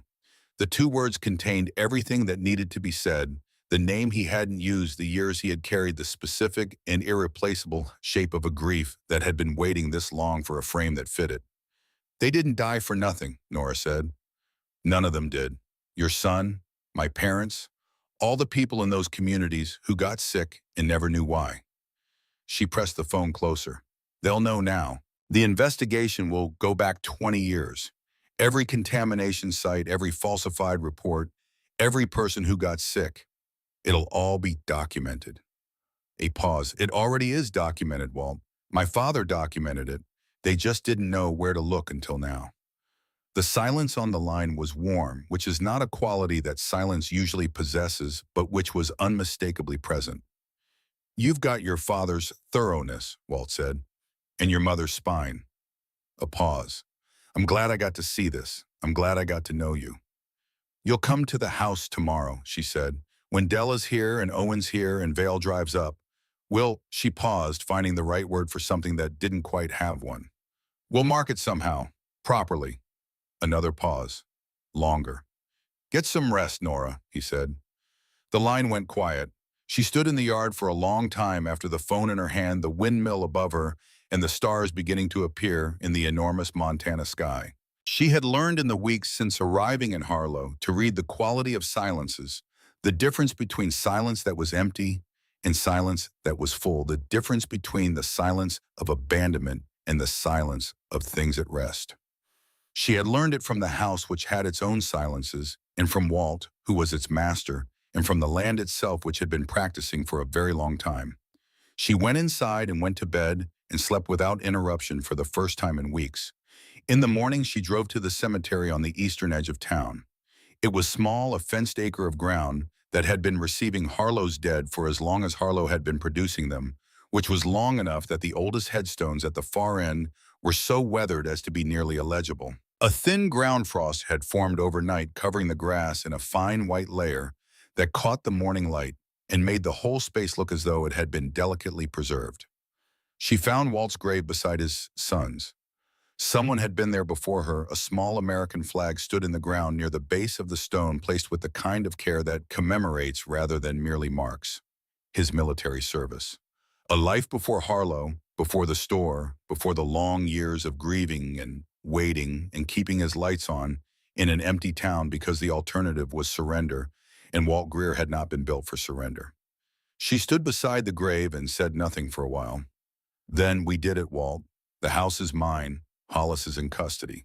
The federal investigation is open, and the evidence is in their hands, and it's too widely distributed now to disappear. It's in 10 news organizations, in 2 court records, and the cloud storage Della set up in places I don't even know about because she didn't tell me all of them on purpose. A pause.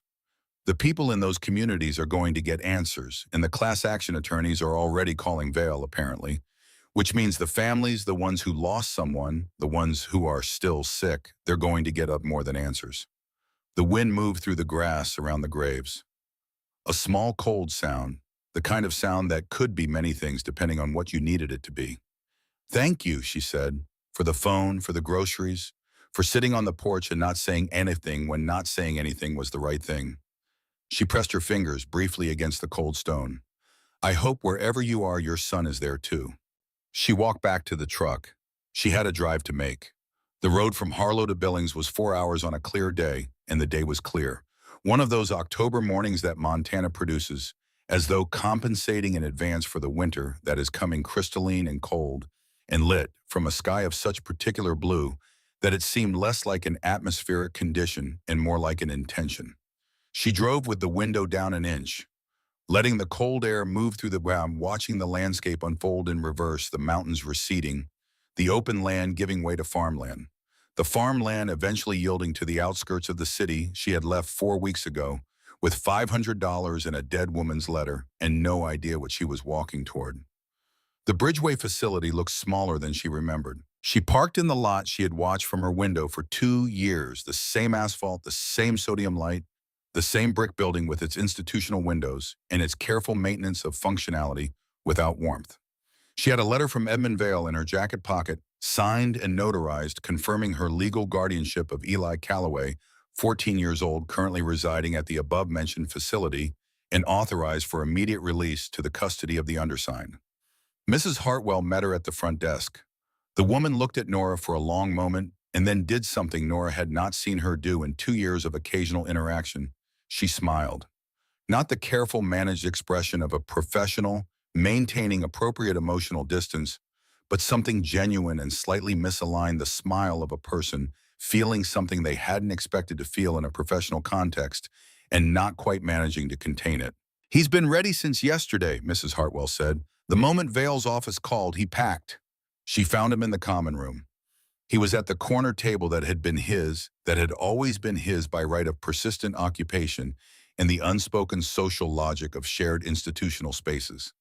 His backpack was at his feet, and his sketchbook was open on the table, and his pencil was moving across the page with the focused, unconscious fluency of someone for whom drawing is not a choice but a condition. He had not heard her come in. She stood in the doorway and looked at her brother. He was taller than he had been 4 weeks ago, or perhaps she was seeing him differently, seeing him the way you see people when you have been away from them long enough that familiarity has faded, and you are temporarily returned to an earlier perception before habit obscured the person beneath it. He was thin and serious and quietly present in himself in the particular way of people who have learned to inhabit their own company because the alternative was worse. He looked up. His face did the thing she had been holding in her memory for 4 weeks, the thing she had been using to keep herself going through the hard nights and the harder days it opened. Not dramatically, not with the theatrical expressiveness of someone performing a reunion for an audience. Just opened. The guardedness that was his default expression in the world dissolved in a single unguarded instant, and what was underneath it was the face of a 14-year-old boy who had been waiting for his sister to come back and was looking at her now and understanding that she had. She crossed the room. She didn't say anything. She opened her arms. He stood up and walked into them, and she held him with the same grip she had used on the morning. She left the grip that was meant to be remembered, meant to be carried. The grip that communicated something beyond affection and closer to the absolute foundational certainty that the person holding you will not let go unless you tell them to. She held him until she felt the last of the tension leave his thin shoulders, until his breathing evened and slowed and became the breathing of someone who has finally arrived somewhere they have been trying to get to. Then she let go and looked at him. "Ready," she said. He picked up his backpack. He closed his sketchbook. He looked around the common room at the corner table that had been his at the television, that no one was really watching, at the institutional space that had processed him for 2 years, with the indifferent efficiency of a system designed for continuity rather than care. He looked back at her. "Ready, Mrs. Hartwell was waiting near the front desk.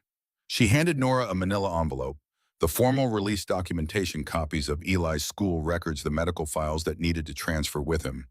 Standard paperwork, the bureaucratic residue of institutional life. She did it with the professional efficiency that was her natural register, and then she looked at Eli directly. "You take care of yourself," she said. "Both of you." A pause. "You have someone good looking out for you." Eli looked at his sister. "I know," he said. They drove in the early afternoon light, heading west and south toward Harlow, and Eli did what he always did in moving vehicles. He looked out the window. She watched him from the corner of her eye, watching the landscape reassemble itself in reverse, watching the city reduce to its margins and the margins open into the wide Montana country that was, whether he fully understood it yet or not, home. He saw the windmill before he saw the house. It was visible from the road, rising above the tree line, in the way of tall structures in open country, present before you've consciously registered looking for it. He sat up straighter in the passenger seat, leaned slightly toward the window. "Is that it?" he said. "That's it." A silence. He looked at the windmill, then at the sky around it, then at the land around the windmill.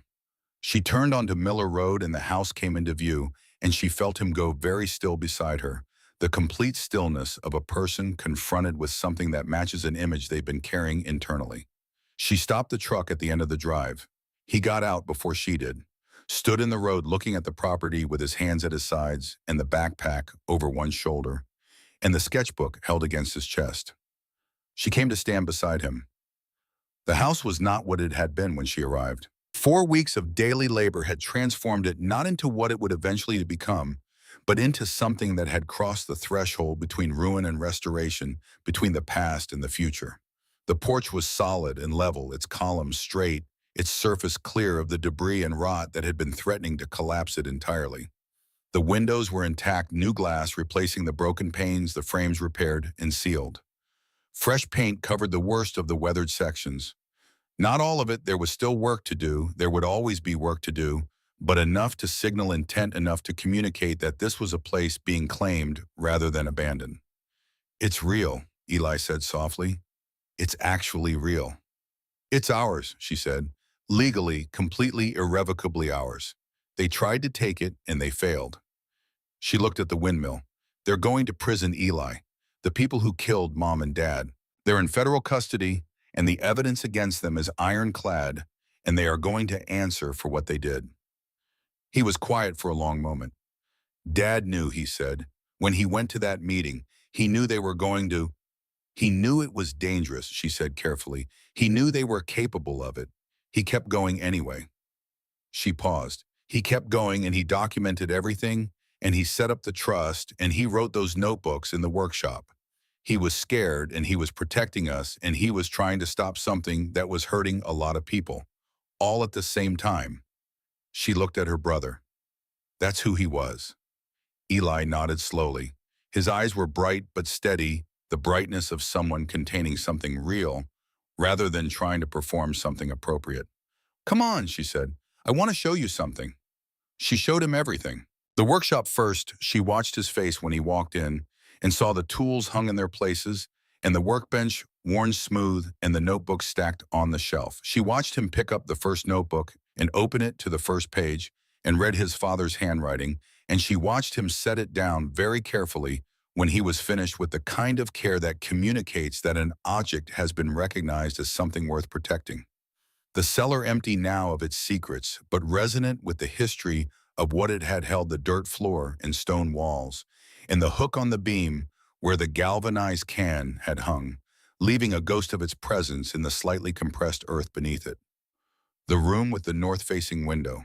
She told him what had been planned. A bedroom for him, their father's blueprints had said, with a window facing the windmill. She watched him stand at the window and look out at the tower, and she saw something in his face resolve itself. Some long-held question, finding an answer that was not what he might have hoped for 2 years ago. Not the restoration of what had been lost, which was not available, but something different, something that was available. In the evening when the sun had dropped to the level where it painted everything in that particular October gold, that made even ordinary things look like they had been waiting their whole lives to be photographed, she said, I want to try something. He followed her to the base of the windmill. She had been studying her father's notes on the mechanism for 2 weeks, not just the structure of it, the engineering of it, but the specific damage that had accumulated over 20 years of stillness. The rust. The bent component on one blade kinked outward at an angle that interrupted the blade's ability to catch wind and communicate that energy to the central mechanism. The joints that had seized from years of inactivity. She had oiled what she could reach from the ground. She had straightened what she could straighten. She had done what her father's notes said to do, and then she had looked at the result and thought, maybe. She had been waiting for Eli. They climbed the ladder together, she going first, testing each rung before she trusted it, Eli, following with the easy physical confidence of a boy who has not yet learned to distrust his own body. The platform at the top was narrow but solid. The steel had held better than the wood of the house, the decades of Montana weather doing less damage to metal than to organic material. The view from the top was something she had not been prepared for. The valley spread out below them in every direction. The open land running to the base of the mountains rising from it in the particular way of things that have no opinion about being looked at and are therefore more impressive than things that do. The town of Harlow was visible from here, its crossroads, its boarded church, its cluster of silent houses. The single light still burning in Greer's General, its windows golden in the gathering dusk. And below them the farmhouse, their farmhouse, its fresh paint catching the last of the evening sun. Help me push, she said. They positioned themselves against one of the great blades, she on the left and Eli on the right, their shoulders nearly level now, she realized, which had not been true the last time she had held him. He had grown, or she had been paying attention to different things when she looked at him. Either way, standing here, they were nearly the same height. She felt the blade beneath her palms. Cold steel, rough with the texture of old surface rust that she had treated but not fully removed. The resistance of it was palpable, not just the weight of the mechanism, but the 20 years of stillness accumulated in every joint, the inertia of something that had forgotten it was built to move. 1, she said. His shoulder pressed against hers, warm and solid. 2. She thought about her father at the workbench on a Saturday afternoon, explaining the difference between force applied to the right point and force applied anywhere else. She thought about her mother writing a letter at a table somewhere, writing it carefully, writing it for a daughter she believed in without reservation. She thought about Walt Greer standing at a counter with a burner phone and 12 years of grief and an old man's faith that the right person would eventually come to collect what was waiting. 3. They pushed. The blade resisted. The metal groaned a deep structural sound, something old being asked to remember what it was. Nothing moved. They pushed harder, And then slowly, with the ponderous reluctance of something vast being coaxed back from a long sleep, the blade shifted.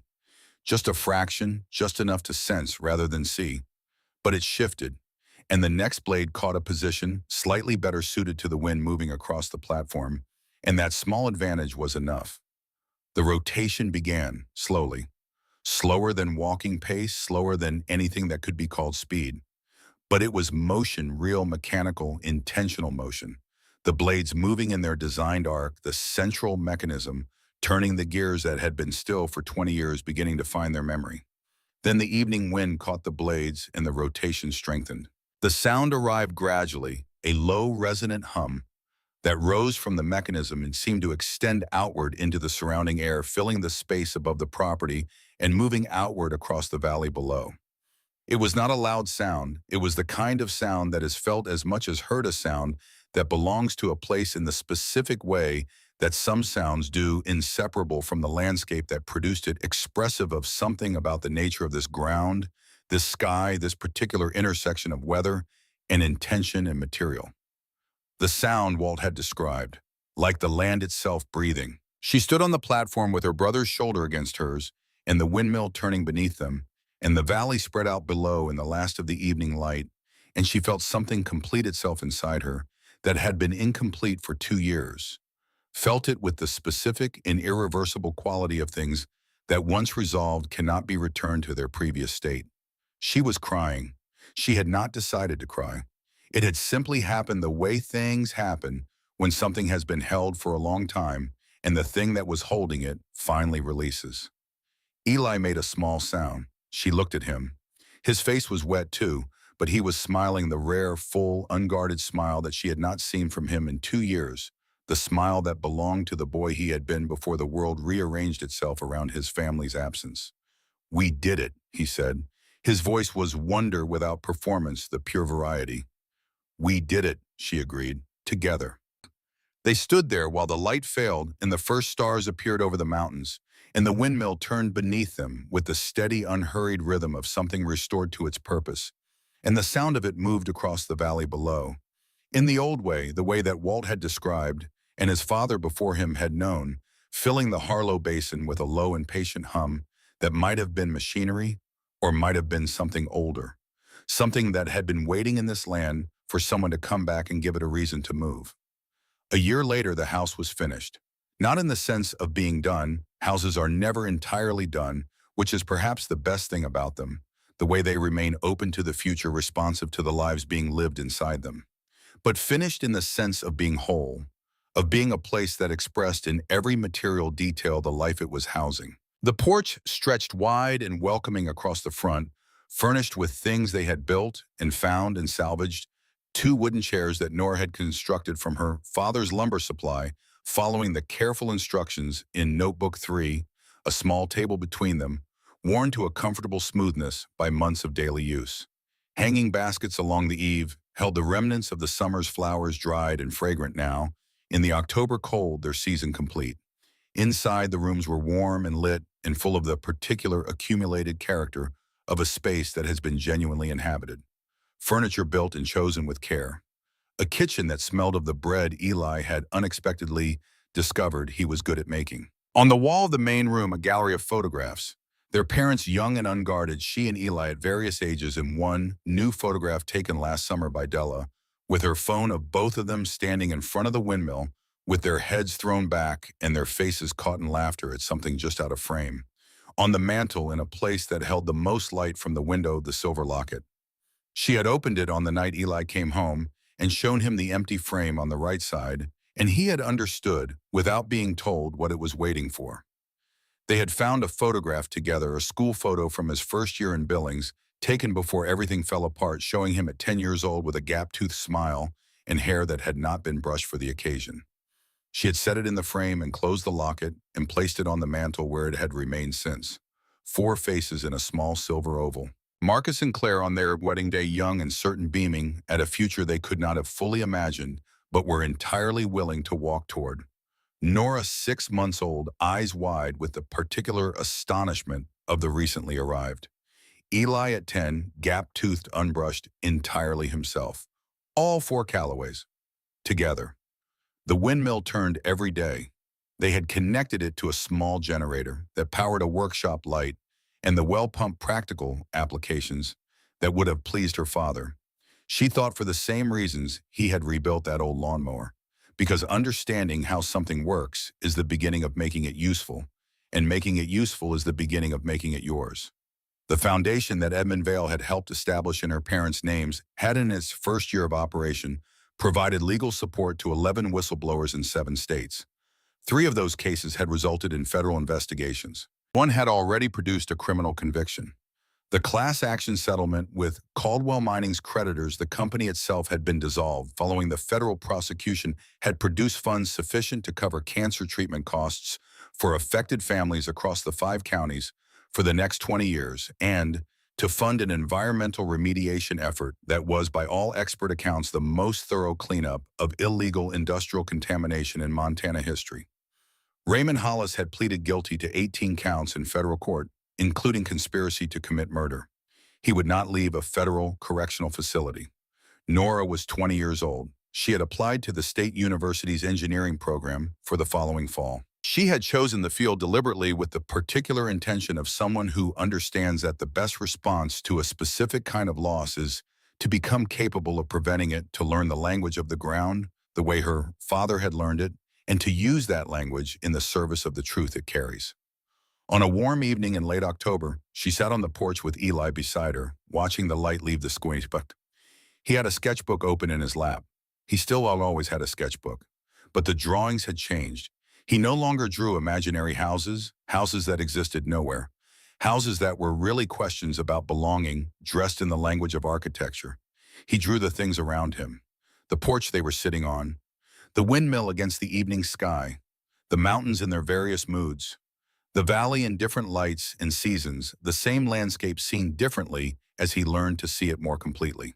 He was working on a drawing of the farmhouse itself. She could see it taking shape on the page, the porch, the windows, the line of the roof against the sky.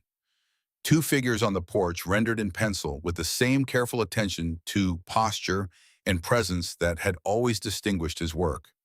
2 people sitting together in the evening, watching the same sketch. "Do you ever think about the future, ma'am?" he asked. She looked at him. He was still drawing his pencil, moving across the page with its accustomed fluency. "What other path?" "The easy one," he paused. "Taking the money, the 2 million, walking away." He glanced up. "You could have. Nobody would have blamed you." She considered the question honestly, the way she had learned to consider things without the shortcut of the answer she was supposed to give, looking instead for the true answer, which is sometimes different. "Late at night," she said finally, "when I couldn't sleep, I thought about it. I calculated it. A clean apartment somewhere warm. A college that didn't require me to have done any of this first." She looked out at the windmill turning against the deepening sky. "And then I'd think about what it would mean to take that money, where it came from, what it was designed to purchase." A pause. Mom wrote something in one of her letters. She said, "Home isn't a place you're given. It's a place you build. Sometimes you have to build it from ruins. Sometimes you have to fight for the ground it stands on." Eli was quiet, drawing. "I couldn't buy my way into something that had to be built," she said. "And I couldn't let the people who killed them win by deciding that what they'd done was too big to fight." He nodded slowly, looked at his drawing, made a small adjustment to the line of the roof.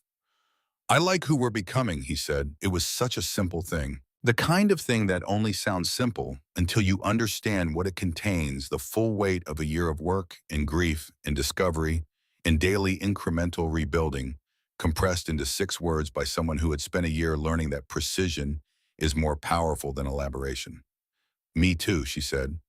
The stars were beginning to appear over the mountains.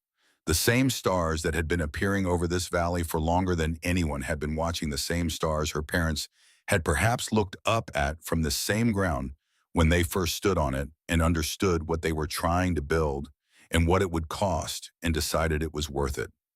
The windmill turned in the evening wind, steady and unhurried, its blades catching the last of the light and releasing it, catching it and releasing it in the patient rhythm of something restored to its purpose and content to perform it without spectacle.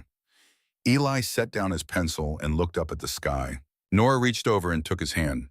They sat together on the porch of the house their parents had bought, and their father had planned, and their mother had left them a map to find, watching the night come in from the east, the way it always does over Montana.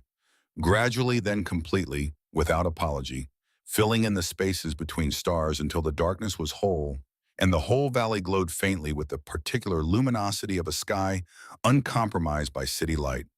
Home, not a place they had been given, not a place they had purchased with someone else's money, a place they had found in ruins and carried forward board by board and nail by nail and truth by truth until it was capable of holding the life they were determined to live inside it.